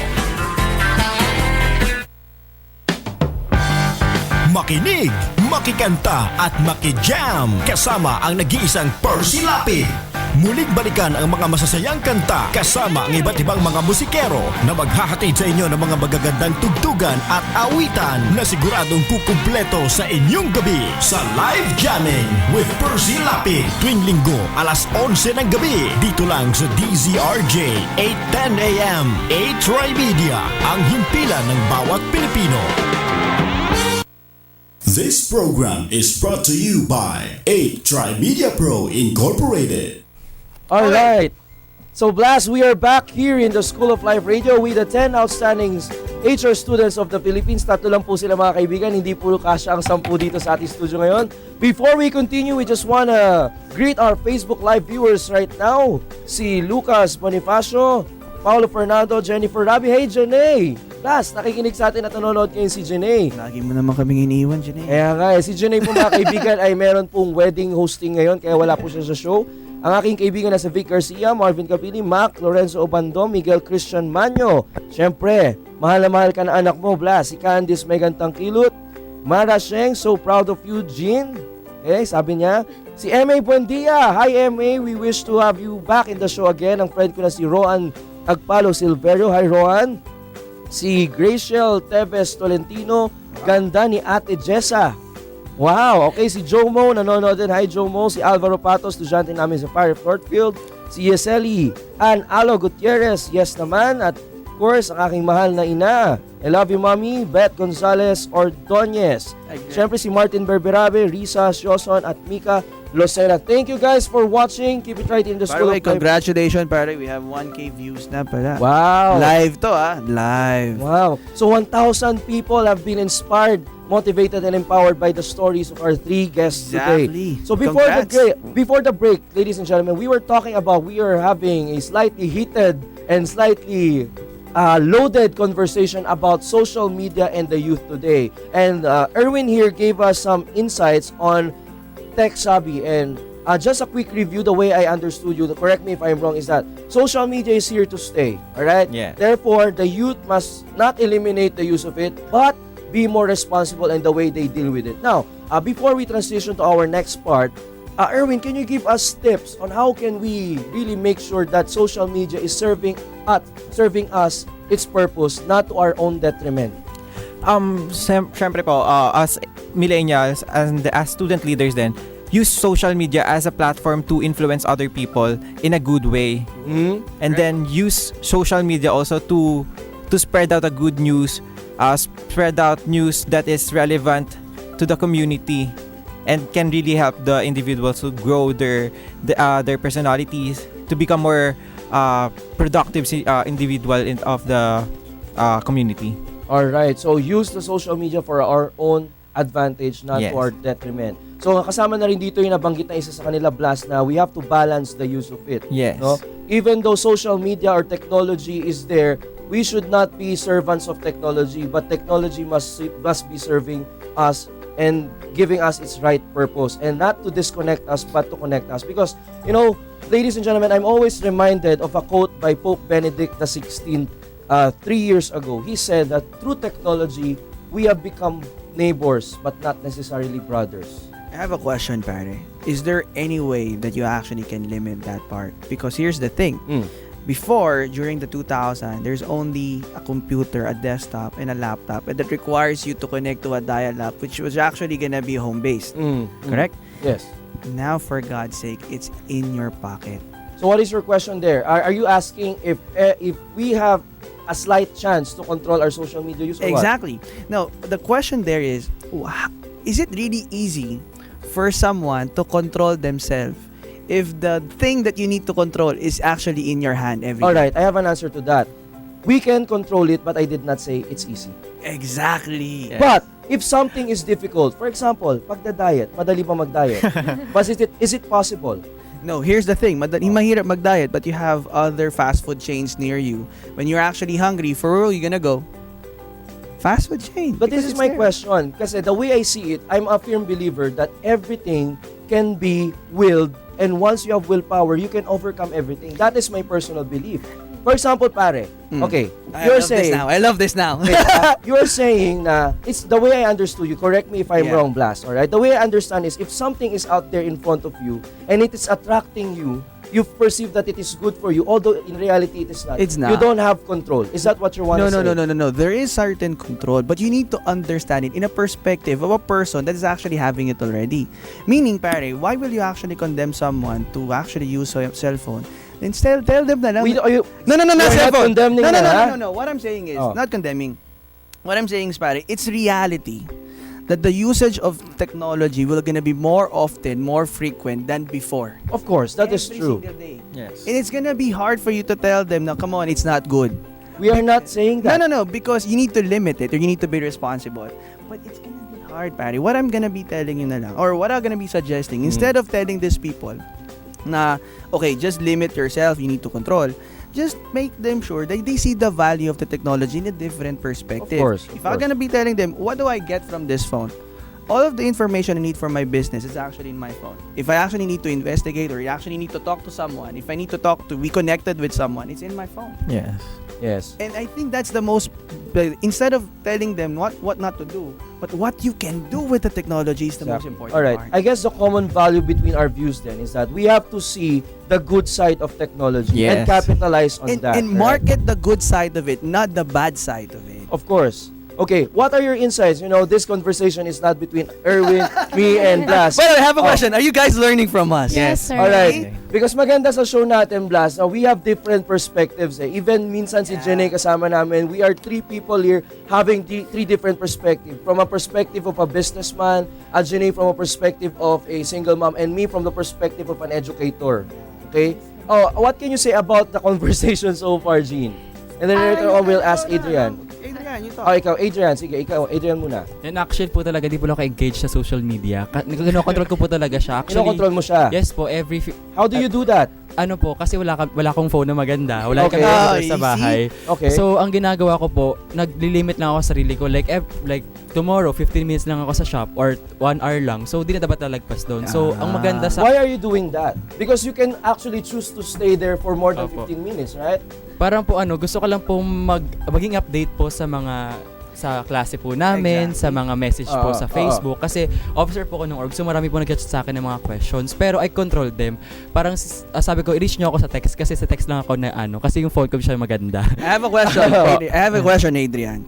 You mentioned a while ago that you want to become a leader. Yes po. You want to help a lot of people, Yes. correct? Now, I have a question. do you think social media has the capability to make you to reach to other people? Yes po, na sobrang halaga po ng social media in terms of communication. Kasi mas madalis po yung disperse po, mas mabilis po yung pagbibigay po ng information sa mga That's true. tao. Like Yes, yung yes. mga updates, yung mga announcement po sa mga activities. But then, you have to be responsible and disciplined using social media. So, here's my suggestion. I think I admire you for being so, pare control. But I also want to make sure that you actually see the opportunity with it, because since you want to help other people, the best way for you to tell people and how you can actually inspire them is through social media. Yes. Correct? We are not denying that. In fact, Oh, yes. correct. Okay, what else? Adrian. Ayun po. So, every a day po, mga 15 minutes lang po ako sa shop. Pero mas ang maganda po dun sa 15 minutes lang ako, 1 hour lang ako, nagkakaroon po ako ng interaction with my family and my friends. And Yung mas that's maganda not which is better for you? A face-to-face interaction or social media interaction? I'm not saying social media is bad. Plus, do not misinterpret me. We are on air. 1,000 people are listening right now. I did not say that social media is evil. Okay, but what is the importance for you on having face-to-face interaction? Actually, I really prefer po the face-to-face interaction. Sa perspective of an HR student po. Exactly. Mas maganda po yung face-to-face interview kasi sa phone interview kasi mas nakikita po natin yung personality ng tao. Correct. Yun po yung mahalaga. Kumbaga, marami na pong innovations in HR, but then mas mahalaga pa rin po talaga interaction. Of course. And we can, in fact, HR experts, and not just HR experts, social media experts are telling us that social media is good. Yes. But it should not replace everything that is personal. I agree. That's just my point there. No, What ako naman about- kasi I love coffee din naman. I love drinking coffee. So it's not really course. about, I'm not telling naman na don't talk to people Oo. na, ha? I'm also an advocate of conversation. I just want to make sure lang. Saka one thing pa po kapag face-to-face, mas ramdam po, mas feel po. Exactly. Mas maganda po. Anyways. Alright, ikaw naman, Jean. Okay mga kaibigan, nakaka-enjoy po ang ating usapan. Okay, Jean. Ako naman po dun sa part na sa social media, ginagawa ko muna po yung priority ko. Good. Exactly. Kasi po, kunwari, sa school, may gagawin ako. Nature na natin yun as individual, yung social media. Facebook, Instagram, parang part na po ng lives natin yun. So, ako, i-make sure ko, what is my priority? What is urgent? So, Very good. So, ang ginagawa ko po is, kunwari, yung laptop ko nandyan. So, yan yung motivator ko. Yan yung motivation ko para matapos Matapos yung mo na kailangan. makapag-laptop. Okay. Para makapag-laptop na, para makapag-Facebook na ako. Yun po yung ginagawa ko. Kunwari, manonood din po ako ng mga online K-drama. K-drama. As in po, yun po talaga. As in, dyan yung laptop nakaganyan. Tapos, edi syempre, parang adrenaline rush. Gusto ko manood. So, kailangan ko na mag-aral. Ganun po yung ginagawa ko. So, talagang priority po muna. Correct. Okay. Erwin, any final words on this topic? Because you were the one who raised this up earlier. Nagkaroon na rin. Kasalanan po ni Erwin. Nagkaroon na rin ng debate. So, this is a healthy discussion. Don't worry. We are not I love Burns forever, pare. Come on. Love you too, man. So, advice ko lang sa lahat ng youth and millennials ngayon is to be more responsible, Yes. use technology in a good way, and then use it as a platform to influence other people. Exactly. Inspire them. Perfect. Yeah, inspire a lot. It's not only the youth, but also even the baby boomers, the Generation Y. Yes. The good thing about it, they are the one adopting now. Yes. Correct. And uso na ngayon yung concept ng reverse mentoring. Before kasi tayo yung mini-mentor ng mga nakakatanda. Gumamit na encyclopedia. Yeah. Ngayon tayo na yung nagtuturo sa Tayo na yung kanila. nagtuturo sa kanila. Yeah. So mga kaibigan, ang biggest takeaway natin sa segment na to ay we are here in a new world where technology is here to stay. Okay, we're not saying technology is evil. As sabi nga ni Erwin, we just need to be responsible. We just need to know, as sabi ni Blas kanina, we need to find a good value in technology and actually focus on strengthening this in particular. Agree. And actually applying the good side of technology. One last na lang siguro, key takeaway na sinabi nila, the reason why these guys are part of top 10 Yes. is not actually because, not only because they're geniuses, but because of the capability for them to control themselves and be responsible. I think that's something na natutunan ko ngayon. 15 minutes sa Facebook, di nagla-laptop bago mag-review, and I'm sure he's also doing the exact same thing. Yes. Right? And That's the secret to success. Yes. In fact, yun din yung nagiging payo namin sa mga estudyante namin sa Paref Northfield School for Boys. No? Gaming is not bad. I mean, it's a good way to entertain yourself. online games, Facebook, but you have to know your priorities, sabi nga ni Jean dito. Kasi, the moment you focus on the urgent but not important, you will lose your focus on those that are important. Correct. Diba? Okay, so mga kaibigan, parami ng parami po nanonood na tayong inig sa atin. Ilan na ating viewers ngayon? Ilan na ba pare? We have, hindi pa rin nagre-refresh sa akin. Okay. Batiin muna natin ang ating mga Facebook Live viewers. Si Andrew Salud, grade 6 ng Paref Northfield. Si Rafa Topia, si Jenay. Sabi ni Jenay sa atin, mga kaibigan, you have to find your big why. If you don't have a why, then you won't change your behavior. Don't sleepwalk your life. Live wide awake and make conscious choices. Again, I like what Jenay said here. No, you have to find your big why. If you don't have a why, then you won't change your behavior. Yeah. I agree. Plus, mahalaga rin maintindihan to ng mga parents kasi I have a friend, no. Lagi niya sinasabi sa akin, Burns, I have so many problems in my life. He is like a mentee friend of mine, so he asked advice from me. And sabi ko, what do you think is the root cause of all your problems? Whenever I want to talk to my parents about my problems in school, whenever I want to talk to my sisters about what's happening to me, I need someone to talk to. But then, when I go home, my sister is using her laptop. My mom is on her Facebook. And everyone else, I want to talk, but then they cannot talk to me because they are already drawn to their devices. Now, let me ask this question to parents out there. At your deathbed, kung kayo ay malapit nang umalis sa mundong ito, what would you wish? You had more time talking to your friends in Facebook, or you had more time actually forging personal relationship with your kids? Okay, I'm not dichotomizing it, meaning to say, I'm not saying na don't use technology and all these things. Ang nakikita ko lang dito, based on real life experiences, may mga tao, may mga kabataan, they're hungry for personal interaction. And there are problems. Itong friend ko na to, napakarami nangyayari sa kanya, and the parents don't have a slight idea what is happening. Can I give an advice to him, if Yeah, it's go. okay? Go. During our grandfather's time, to be honest, there was no social media, but there was Betamax already. There was TV and all There's those kind of always stuff. the distraction. There's always going to be a distraction. It will never be a perfect world. There will always going to be something that people will actually be interested of doing. My point is very simple. If you need to talk to someone, just ask for time. Yes. As simple as that. If you want to talk to your mom, tell your mom. You know my kid, my son, I'm very amazed. Sabihin niya sa mama niya, Mami, huwag ka na muna magtrabaho, usap tayo. Yeah. Right? And I think that's the only thing naman that will limit you from talking to another person. It's just by asking when and how can we talk. Yes. That's all. Wow, so napaka-extensive na usapan. Nagre-react ulit si Jenay. Sabi niya, go Burns, I love your point. Okay, actually everyone's point is valid naman, no? We all have our points, and again, we cannot stress it enough. Social media, technology, they are good in themselves, but they are like two-edged sword, no? It can be good for us depending on the way we use it. Exactly. Okay, so binabati din natin si Arian Lomio. Sobrang ganda po ng topic. Sabi ni Malvin Dinlasan, malaman ang usapan. At si Tita Bel Santos, watching from Las Vegas. I also to Rafa Tobias at sa iba pa nating mga students there.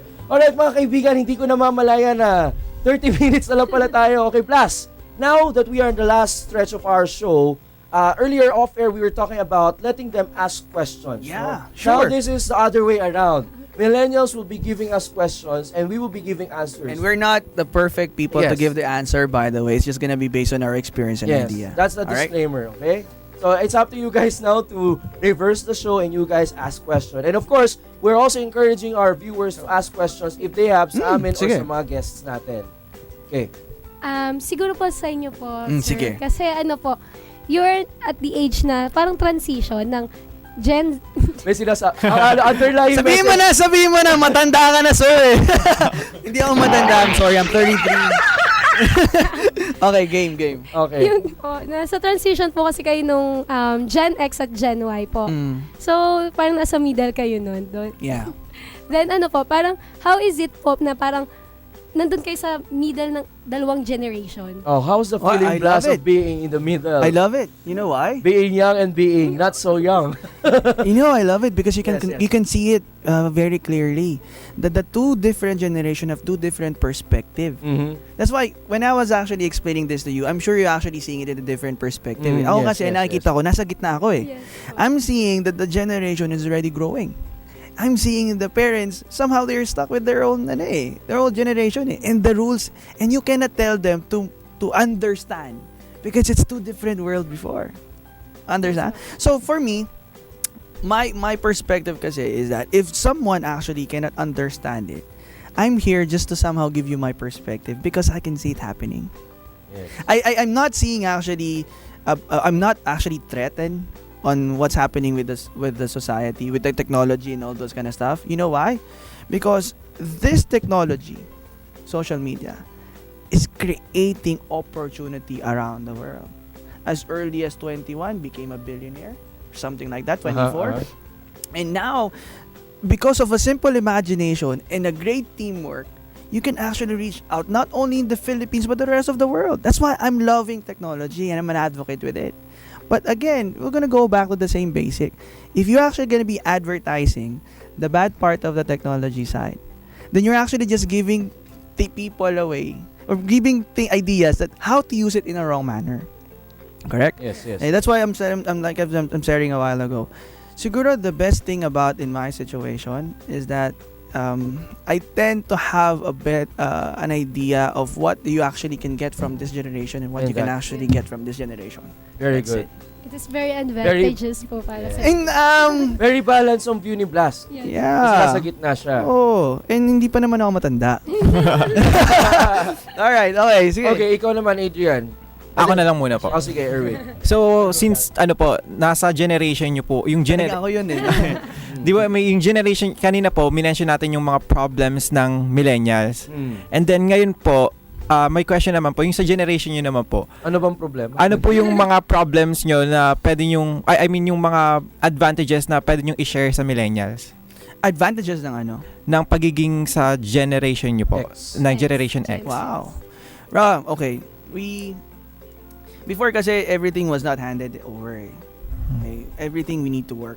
I remember when I was young, I need to save for my own money. Kasi before, it's rare for you to actually buy a dress. Kasi walang ganun capability Actually, that gave me an idea as early as 21 that the process of me going to where I want to go, it's not going to be very easy. And I think that's the advantage of in my generation. Knowing the fact that I have a dream, knowing the fact that the dream is not easy, knowing the fact that it's not gonna be just about purpose and all those kind of stuff. It's really about decisiveness of going to that dream. Actually made me somehow advantageous ba in my generation because that's how we were actually groomed during that time. And here's the good thing about it. The confusion was not that much because the level of information was actually based on my role model lang, my parents, and some of the people that I trust, and the community. Yun lang. Nice. Alright. Do you have questions with Burns? Oh. Ako po, may Love life, magaling yan. Ay, nako. Speaking of love life, nagtanong na naman si Janae sa akin, Burns, kailan ka magkaka-girlfriend? Please, just kidding. Hindi ko na po sasagutin yung bagay na on air. It's a private decision. Ikaw, do you have a question? Yes po, for Sir Benz naman po. Burns, yes. Burns, sorry, Sir Burns. Okay lang yan. Mercedes Burns. Mercedes-Benz. Baka yan ang magiging future na sasakyan ko. Okay. Ayun. Sige, Adrian. Yan, I believe po you're a millennial po, diba po? Yes, 21. By the way, para po sa kaalaman, din ako. para po sa kaalaman ng ating mga viewers, ang Generation X po ay ang mga pinanganak 1950s to 1980s if I'm not mistaken. 82, okay? Actually, if you will look at it in research, wala pong talagang exact ages, estimates lang po to. Ang ang millennials po ay pinanganak ng 1982 up to year 2000 at ang 2000 and above ay Generation Z. Okay, anong question mo? Yun po, yung tulad ba sinasabi ni Sir Blas po kanina na we are creative, we have crazy imagination.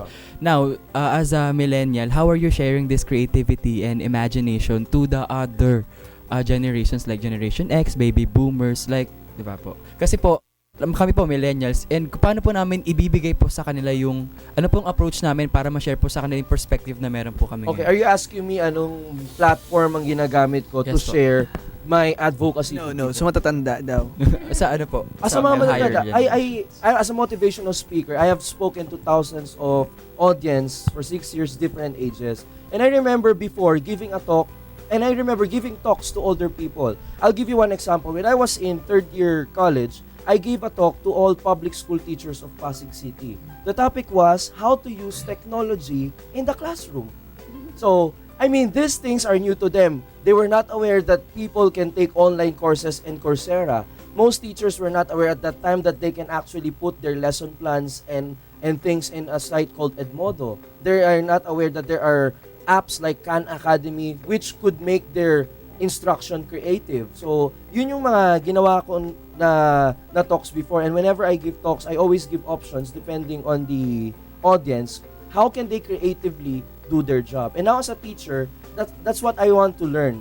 Exactly, learning never ends eh. Hindi porket teacher na ako, I'm just teaching, I'm still learning. So ano bang mga pinag-aaralan ko ngayon? Different strategies. I'll give you an example. You mentioned about gamification earlier.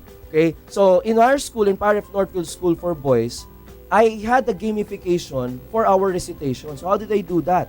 I'm teaching literature and Christian faith or religion in grade 8, no? So ang ginawa ko sa kanila, whenever they recite on something, they have corresponding points and may leaderboard.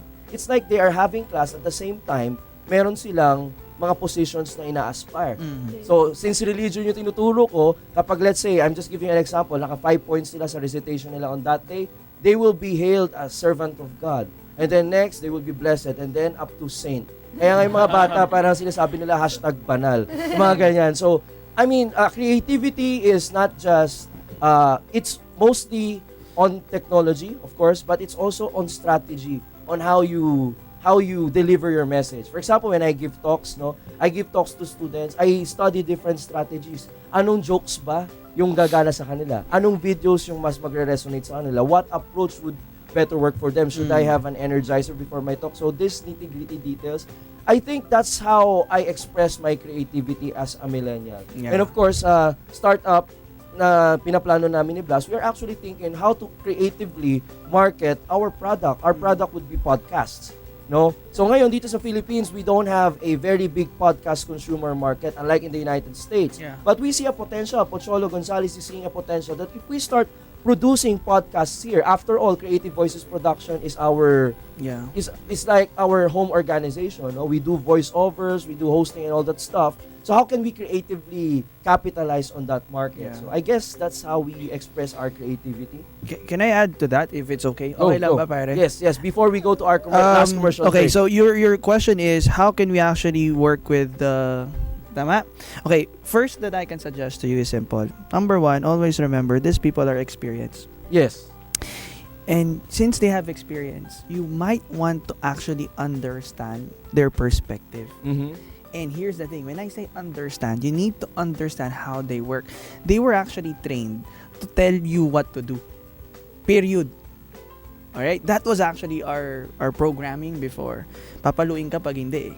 Correct? Yes. So, always remember, you need to respect that part, that's actually they work. So, you need to understand it in this position, and you'll be humble enough to accept that that's how they actually work. But if I'm gonna be in your situation, I'm gonna observe his passion.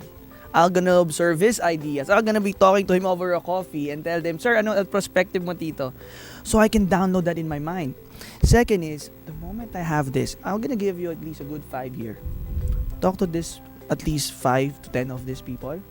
And then, since you're telling me that millennials are very creative, then that's the time you're gonna be creating something that will add value to you and to the people around you. That's the true nice. millennial. That's nice. That's the true millennial, my brother. And I wanna add, no, millennials, we can learn from the likes of Blast. A lot of stuff. And just sabi nga niya, we have to see the perspective of someone who's been there and done that. Exactly. I would like to emphasize for you guys and of course our millennial viewers that mentoring is also important. It no? is. You ask questions. You know, millennials, we have to ask the right questions because as adventurous as we are, we cannot know everything based on books. Okay? That life is not learned just on books. My mom told me that books will give you knowledge, but experience will give you wisdom. Yes. Experience is the best teacher. May tanong bago o ano? Ano ba tayo? May question po ako. Okay, question. Kay Kuya Burns. Burns. Okay. How did you get those opportunities po? Kasi at very young age, ang dami nyo na pong na-achieve. Parang, at 15, nagmo-motivational speak na. Pero sa looks pare, yung looks Ay. given Ano yan. ba naman yun? Kasi po parang there are many people po na magaling but they don't have the opportunity. So, ayun po, parang how did you get that opportunity? Where did you get? I would say that I was blessed, that I was surrounded by the right people who know how to spot hidden and untapped potentials. Kasi to tell you honestly, mga kaibigan, no, many people would be asking me, 6 years ka na nagtotalk, thousands of students around the country and professionals and teachers, parents, how did you start? To tell you, I started in the classroom, class recitation. So I did not treat class recitation as simply giving the right answers. I treated it as a way to develop the way I speak. So whenever I recite, dati feel ko yan. So parang ang dami ko sinasabi sa recitation. But, and then nakita nung English teacher ko, si Ma'am Rema Ramos, nung first year high school ako na may potential ako na magsalita. Madaldal daw kasi ako eh. Tignan mo, hindi matigil-tigil yung bibig ko. So the next week, pinadala ako sa flag ceremony. Sa public school kasi ako nagtapos. So sabi ka nun, Burns, mag-speech ka about anything. Naaalala ko pa blast ang title ng speech ko noon, so corny. Ang title ay The Real Color of Education. Nasa bahay Hindi corny, ang ganda nun. Ano bang kulay pare? Blue. Okay, so this is what I wanna say, no? Yeah. Surround yourself with people Correct. who are there to give opportunities. I agree. Okay? I agree. Okay, JM, pasensya na yung ating text dyan. Kanina pa ako sinesenyasan. Pagpapatuloy po natin ang aking kwento matapos na ating commercial break. Huwag na huwag po kayong aalis sa School of Life Radio dahil kapag nilipat nyo ang istasyon, bukas di na kayo babangon. Ito ang DZRJ 810 AM H-Rai Media, ang himpilan ng bawat Pilipino. Makibahagi sa talakayan at usapin ng mga napapanahong negosyo kasama si John Paul sa programang BizTalk 101. Makinig at matuto sa mga kwento ng tagumpay sa pagninegosyo. BizTalk 101. BizTalk 101 kasama si John Paul. Linggo alas 5 hanggang alas 6 ng gabi. Dito lamang sa DZRJ 810 AM. Hatid sa inyo ng 8-Try Media, ang himpilan ng bawat Pilipino. Get ready to laugh, smile, and enjoy the weekend with Lloyd Abella as he shares positivity and spreads nothing but good vibes. Join him as he jumpstarts a good mood with special guests every Sunday, 6 to 7 p.m. Feel good weekend. Only here at DZRJ 810 AM. H-Rai Media, ang himpilan ng bawat Pilipino.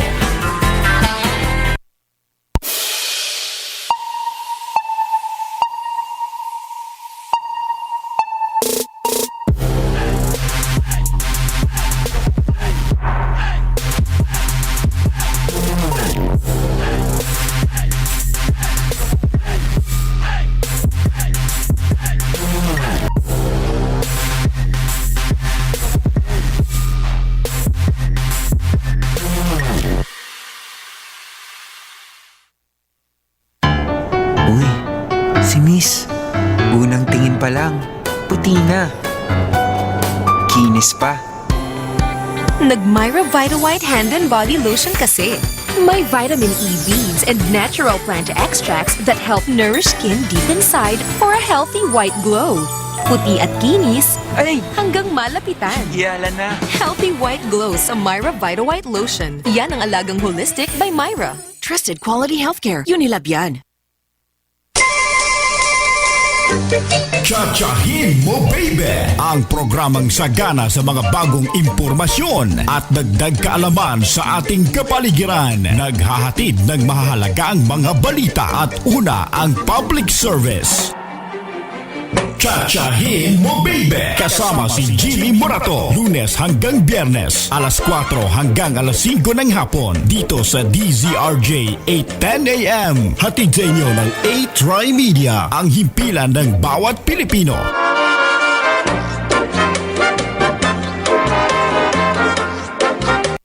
This program is brought to you by 8-Try Media Pro Incorporated.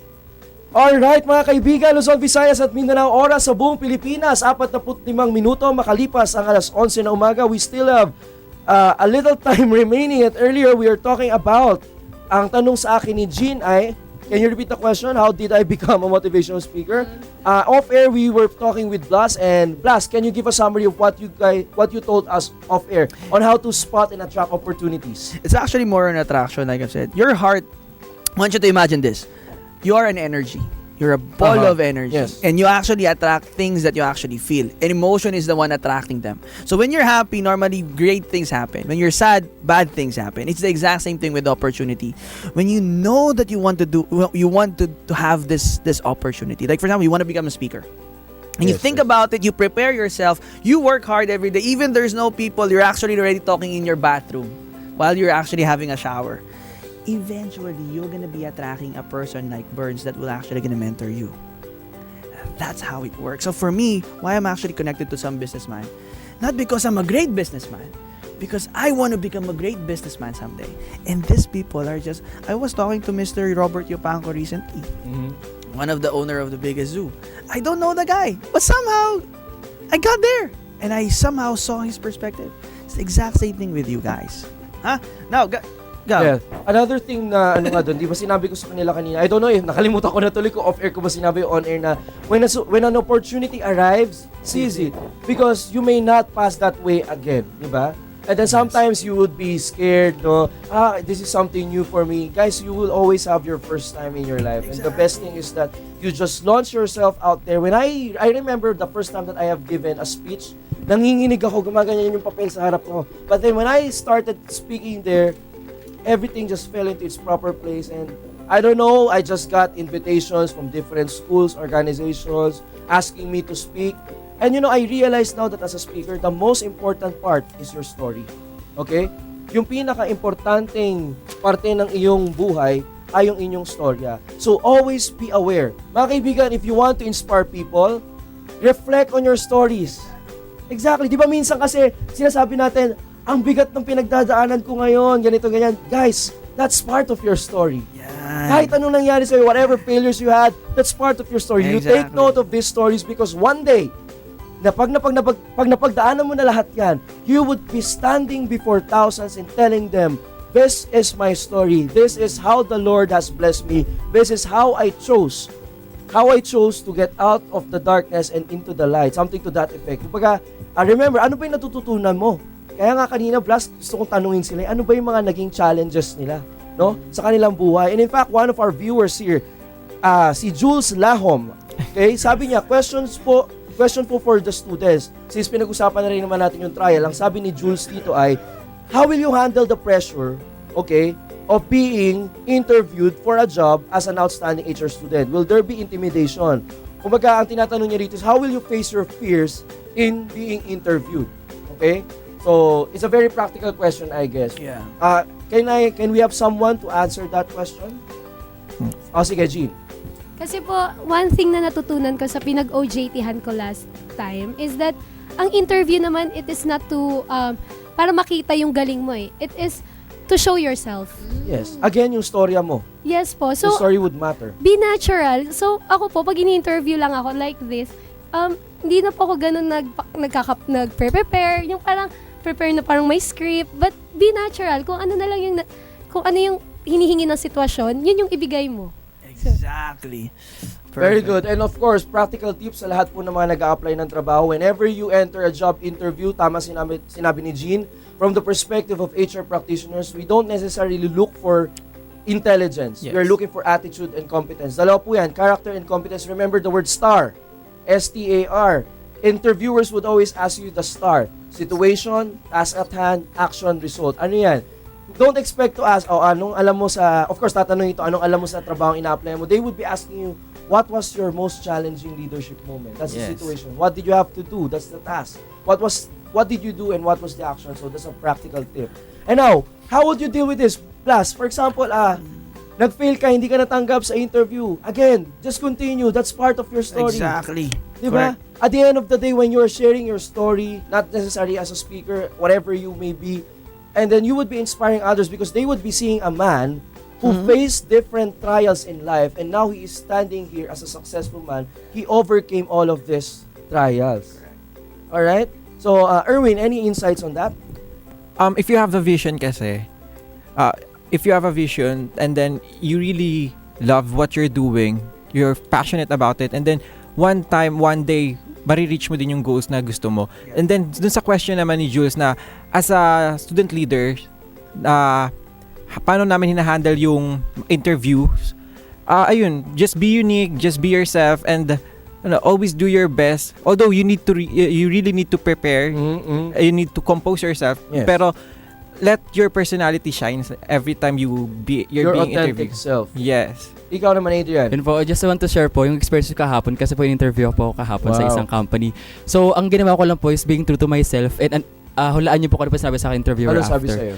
You are very recruitment person. Kasi po recruitment po talaga yung gusto ko. Kaya sinabi niya sa akin, you are really a recruitment person. Wow. So that's fulfilling po para sa akin na parang naging totoo lang ako sa sarili ko and yung nasatisfy ko po yung interviewer. Wow. Tsaka po, if you failed for so many times, you should never give up on your dreams. Yes, of course. I agree. You know what? You're gonna be one day we're gonna be talking again. Yes. And you're gonna Definitely. hear because it's really part of it. And ladies and gentlemen who are watching us right now, I am very sure that these three guests that we have right now, okay, they will be back here in the School of Life and you would be seeing them inspiring thousands on stage. I'm assuring you that, ladies and gentlemen. Amen. Because they have a story to say, to share, and these stories, they have to be heard. Because they would inspire other people. And then, I remember saying before na, whenever you fail, just fail forward to success. Don't stop at failures, di ba? Yes. Vince Lombardi said, it doesn't matter how many times you fail. What matters most is how many times you get up. Alright? So mga kaibigan, napakagandang usapan. And that's the name of my app, by the way. Get Up. Saksihan na natin yung app ni Blast this March. Tama ba, No, Blast? it's gonna be launched in April. Alright, April. Yeah. Pero bagong lahat mga kaibigan, as you know, in the School of Life Radio, we have this segment called Pochology, where our producer, Pocholo de Leon Gonzalez, will be giving weekly motivational tips for all our viewers. So ladies and gentlemen, now we are going to witness the third episode of the Pochology.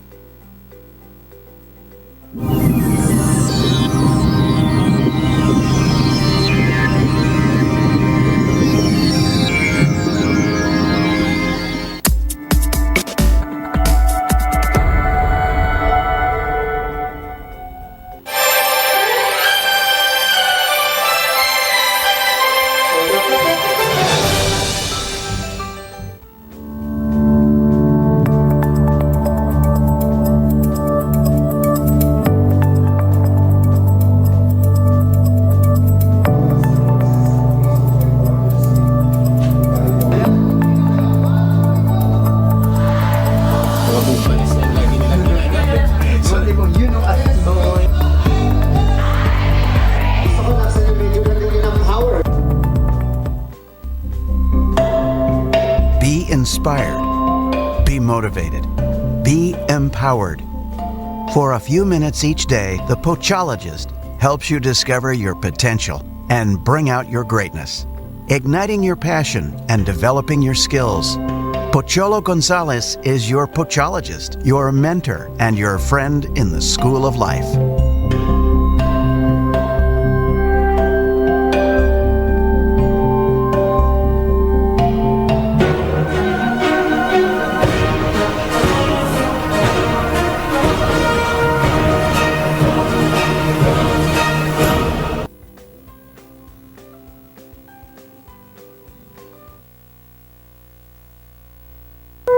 Magandang araw kaibigan. Ako si Pocholo Gonzalez, ang inyong Pochologist. Ako ang founder ng Pochology Academy, the school of life that inspires you towards greatness, excellence, and success. Kaibigan, marami ka bang what if sa buhay? What if sinimulan mo yung pangarap mong business? What if kinuha mo yung gusto mong course nung college? What if tinanggap mo yung offer sa'yo abroad? What if nasabi mo sa kanyang mahal mo siya? Sa mga ganitong klaseng tanong mo na pagtatanto ang mga desisyong hindi mo pinanindigan, ang mga pangarap na hindi mo tinupad, ang mga oportunidad na iyong pinalagpas. Dito tayo nagsisimulang makaramdam ng regret. Mahirap mabuhay na puro regret.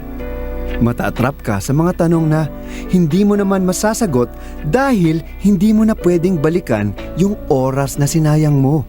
Kaya ako, nag-focus talaga ako na gawin yung mga bagay na gusto ko. Ginawa kong adventure ang bawat araw sa buhay ko. Kaya marami na akong nakilalang tao, napuntahang lugar, at higit sa lahat, marami na akong na-create na opportunities para sa sarili ko at para sa ibang mga tao. So, paano ka mo? Well, 3 lang ang what if ko sa buhay. Number 1, what if money is not an object? Bakit ka ba nagtatrabaho? Bakit mo gustong magnegosyo? Bakit ka tumataya sa loto? Nakakalungkot mang isipin, pero pera. Oo, pera talaga ang unang dahilan ng karamihan para kumilos. I'm sure may narinig ka nang nagsabi ng, kapag marami na akong pera, hindi na ako magtatrabaho. O kapag marami na akong pera, lilibutin ko ang buong mundo. O kapag marami na akong pera, mas marami na akong oras para sa pamilya ko. Baka nga ikaw mismo nasabi mo yon. Ang hindi natin na-realize, it's all a vicious cycle. Kapag marami ka ng pera, gugustuhin mo ng mas marami pang pera. Oo, syempre.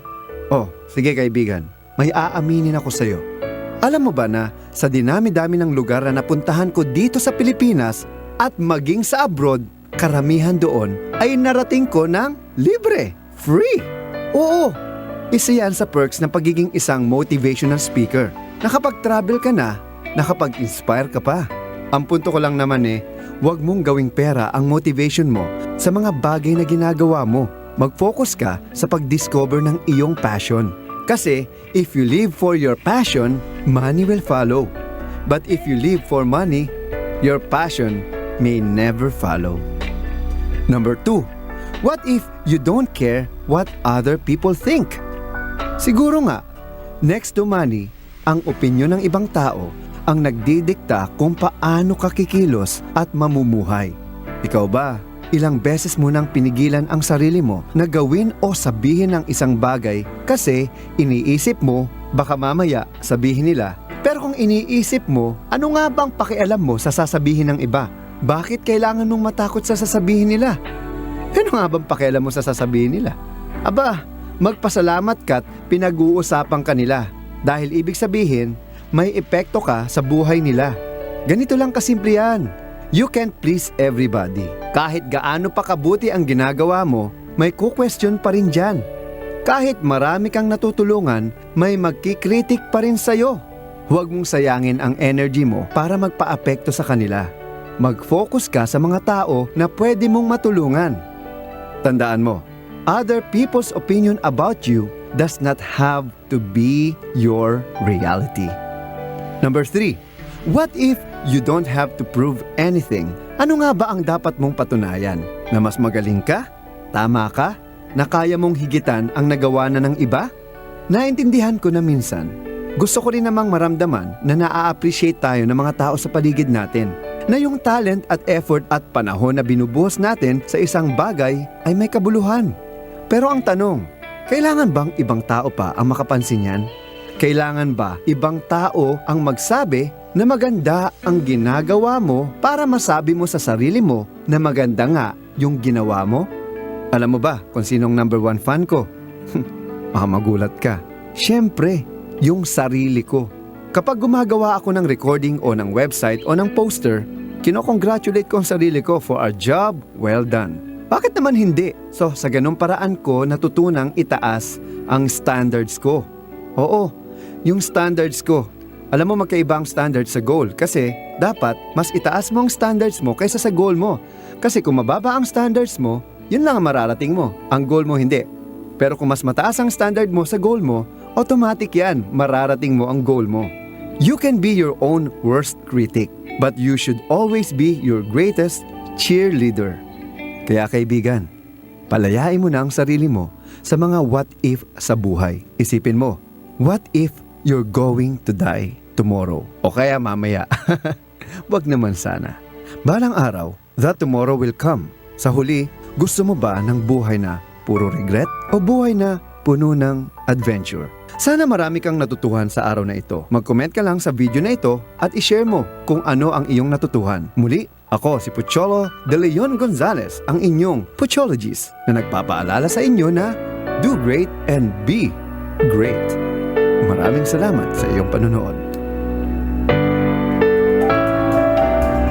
just had your daily dose of inspiration, motivation, and empowerment from the Pochologist. Tell us what you think by leaving a comment below. Subscribe now for more life lessons. Pocholo Gonzalez is your Pochologist, your mentor and your friend in the school of life. The Pochologist. The Pochologist. Inspiring greatness, excellence, and success. Visit www.pochologist.com.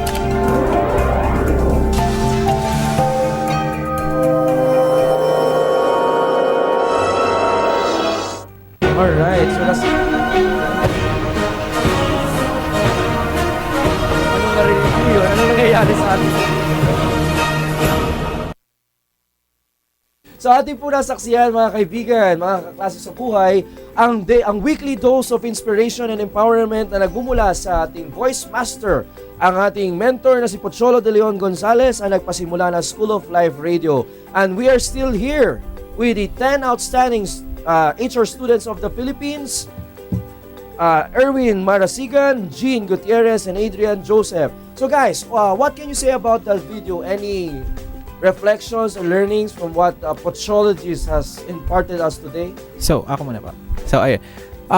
Based dun sa video na napanood natin is, yun, kailangan mo talagang humanap, dun ka pumunta sa mga tao na magtitiwala sa'yo, and then you need to raise your standards rather than your goal. Kasi, if your standard is mababa, and then yung goal mo, syempre hanggang dun lang.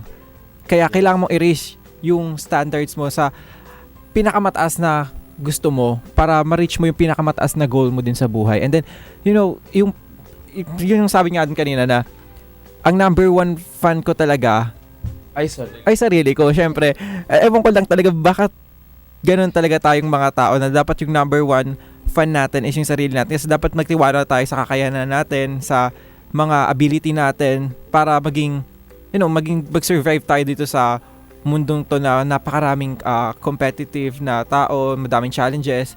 Tsaka kailangan natin talaga ng pagpupursige din sa buhay. Okay.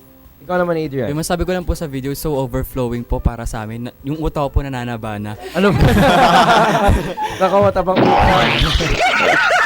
Pero po what I realized right after the video, find your self-fulfillment, find your purpose, because kahit anong mangyari, ikaw yun. Ikaw yung mag-grow. And don't mind other people kasi they will let you down. Pero po, pag naniwala ka sa sarili mo, nagtiwala ka kung anong meron ka, yan po yung magtataas sa'yo. And actually, naranasan ko na yung mapagod na and parang nagtatanong sa iba, okay lang ba yung ginawa ko? Okay lang ba ako? Ang narealize ko po na dapat pala, sa sarili ako nag-reflect. Kasi kapag po sa iba pa ako nang hingi ng recognition, it's not good eh. Kasi pag sabihin nila pang hindi, baka pa ma-deprive pa po ako yung personality ko. But then, I need to believe myself that I can do it. I can do everything. I can do everything through Christ. Amen. So, kahit anong mangyari po, I need to believe on myself and just do hard work and just do things on the right path. Ikaw naman, Jean. One thing po na natutunan ko dun sa video is yung wag tayo mag-focus sa ating mga critics. Kasi wala naman silang maganda talagang masasabi sa atin. But look for someone who will bring out the best in you. Kasi isang tinuturo sa amin sa church is dumikit ka sa leader. Kasi they will give you and they will provide you opportunities. So yun po. And then one thing din po is yung don't chase success but chase excellence because success will chase you. Okay, and in a similar way that we should not be chasing money per se. Yes. We should know our purpose, our passion, and we should be actually looking and seeking for meaning. Because once we find our passion, our money will just come after that. Okay? And then, ikaw, Blas, before we give our final, ikaw muna, you can give a summary or your insights. For that? Yes. Well, again, like I've mentioned, tama naman sinabi ni Choi doon. Money is not actually the first thing that you need to work in this world because that's something that you're gonna be leaving in this world after you die. And true, always in all my talk, I always telling you only have one chance to live and do whatever you want to do in this world. That's all. Ikaw, do you want to give them advice before we close? You are give early, advice? you are early leaders, you are developing leaders. There's so much to be done for our country, for your community. Sa community nyo na lang, no? Yeah. Look at the needs of the community, of your immediate community, and look at your passion. Yeah. Work on finding your passion, okay? Because where your passion and your greatest ability collide, that's where you will find your purpose. I agree. Okay. So kailangan alam mo yan eh. Mhm. Ano ba yung nagpapasaya sa'yo? Para kanino ka bumabangon? Look at your story. Look back. Mga kaibigan, yun nga sinasabi natin kanina, tignan mo yung storya mo. Kasi baka naman, lagi kang nababaon sa self-pity na, ay, ang storya ko ganito na lang. Puro sama na lang ng loob, Yeah. puro sakit na lang sa puso. But then, don't lose the bigger picture. Sometimes we're too focused on the smaller pictures of life, the patterns of distress, darkness, that we don't see that it's forming a big masterpiece. Agree. And that would be your contribution to life. So, Agree. look at your story. Ano yung natutunan mo sa storya mo? Dahil hindi lang ikaw nakakaranas ng storya na yan. At maraming tao na nakakaranas ng storya mo at di nila alam kung anong gagawin mo. And as for you guys, that's my first question. That's my first advice, no? Ask the most important question that any human being should be asking himself. It's not about where to work after graduation. It's not about how much money should I earn. It's not about whom shall I marry after this, after the school is done. It's not about what type of friends should I get after. The first and most fundamental question is, why am I here? The question of why. Because Blas and I and the School of Life believes that each and every one of us, we are being called for a particular purpose that only each and every one of us can fulfill. So mga kabataan, hanapin ninyo yung inyong abilidad at hanapin ninyo yung pangangailangan ng inyong komunidad at doon nyo makikita kung ano ang inyong kahulugan sa buhay na ito. No? Ask yourself why. And I always tell whenever I give talks, Blas, and you guys know, na there are basically 3 ways through which we can find our purpose. Number 1 is through speculation. That has been the method of philosophers for thousands of years. They're asking themselves, ano ba yung buhay ko? What is the purpose of life? I think the purpose of life is about loving. I think the purpose of life is about befriending people. I think the purpose of life is about serving. That's speculation. But the common thing is that you just think.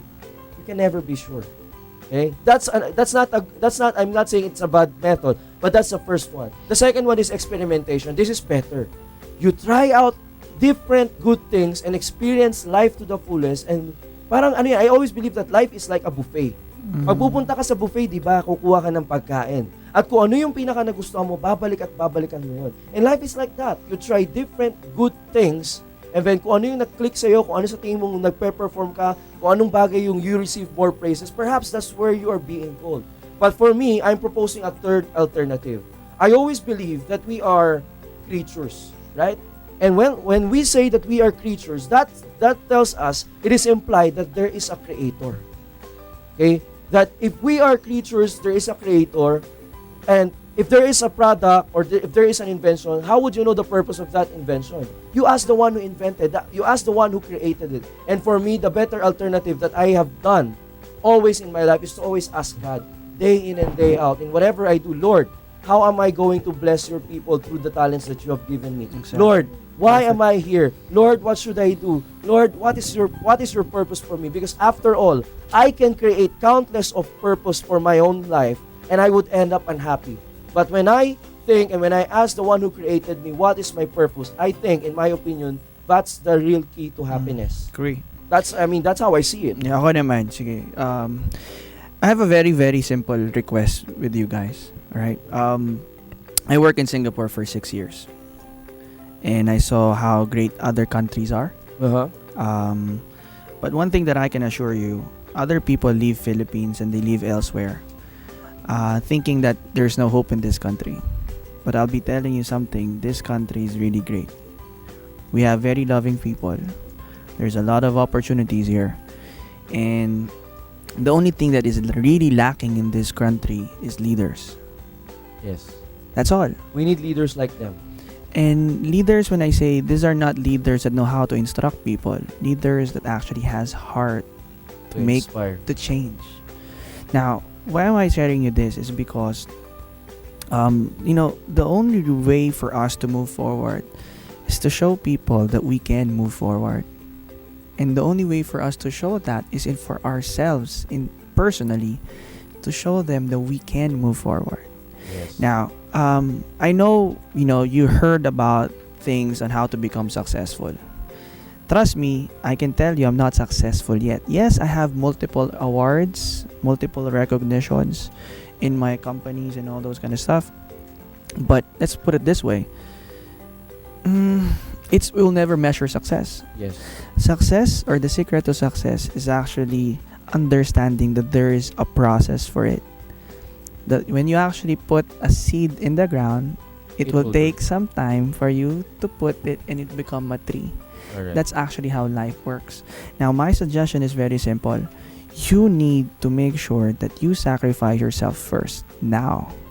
Because eventually, people will gonna see you as an example so that they will be doing the exact same thing you're doing. And that's how you change the world for the better. Mga kaibigan, napakamalamang usapan. Tayo po ay nagpapasalamat sa 10 outstanding HR students of the Philippines. We were and we are still with Erwin Marasigan, Jean Gutierrez, at Adrian Joseph. Alright, may dadagdag si Joseph. May na-realize lang Mabilis po. na lang. May na-realize din po na wag po nating hintayin na bigyan pa tayo ng award. Hayaan nyo yung small things yung gumawa ng change para sa sarili natin and Alright. sa community. Yes, katulad nga po na sinabi ni Saint Jose Maria Escriva, heroism and being a saint is found in doing ordinary things extraordinarily well. Mga kaibigan, maraming salamat ulit, Erwin, Jean, and Adrian.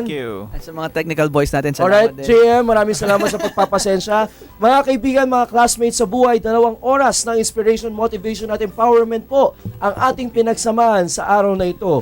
Huwag na huwag po kayong mawawala sa susunod na edisyon ng School of Life Radio. Muli ako po si Kuya Burns, ang inyong teacher motivator sa radyo at sa classroom. At si Kuya Blas na napakagwapo. Joke lang. Kami po ay nagsasabi na dito sa School of Life Radio, classroom mo ang buong mundo. God bless everyone. We love you. Ito ang DZRJ 810 AM H-Ry Media, ang himpilan ng bawat Pilipino. Makibahagi sa talakayan at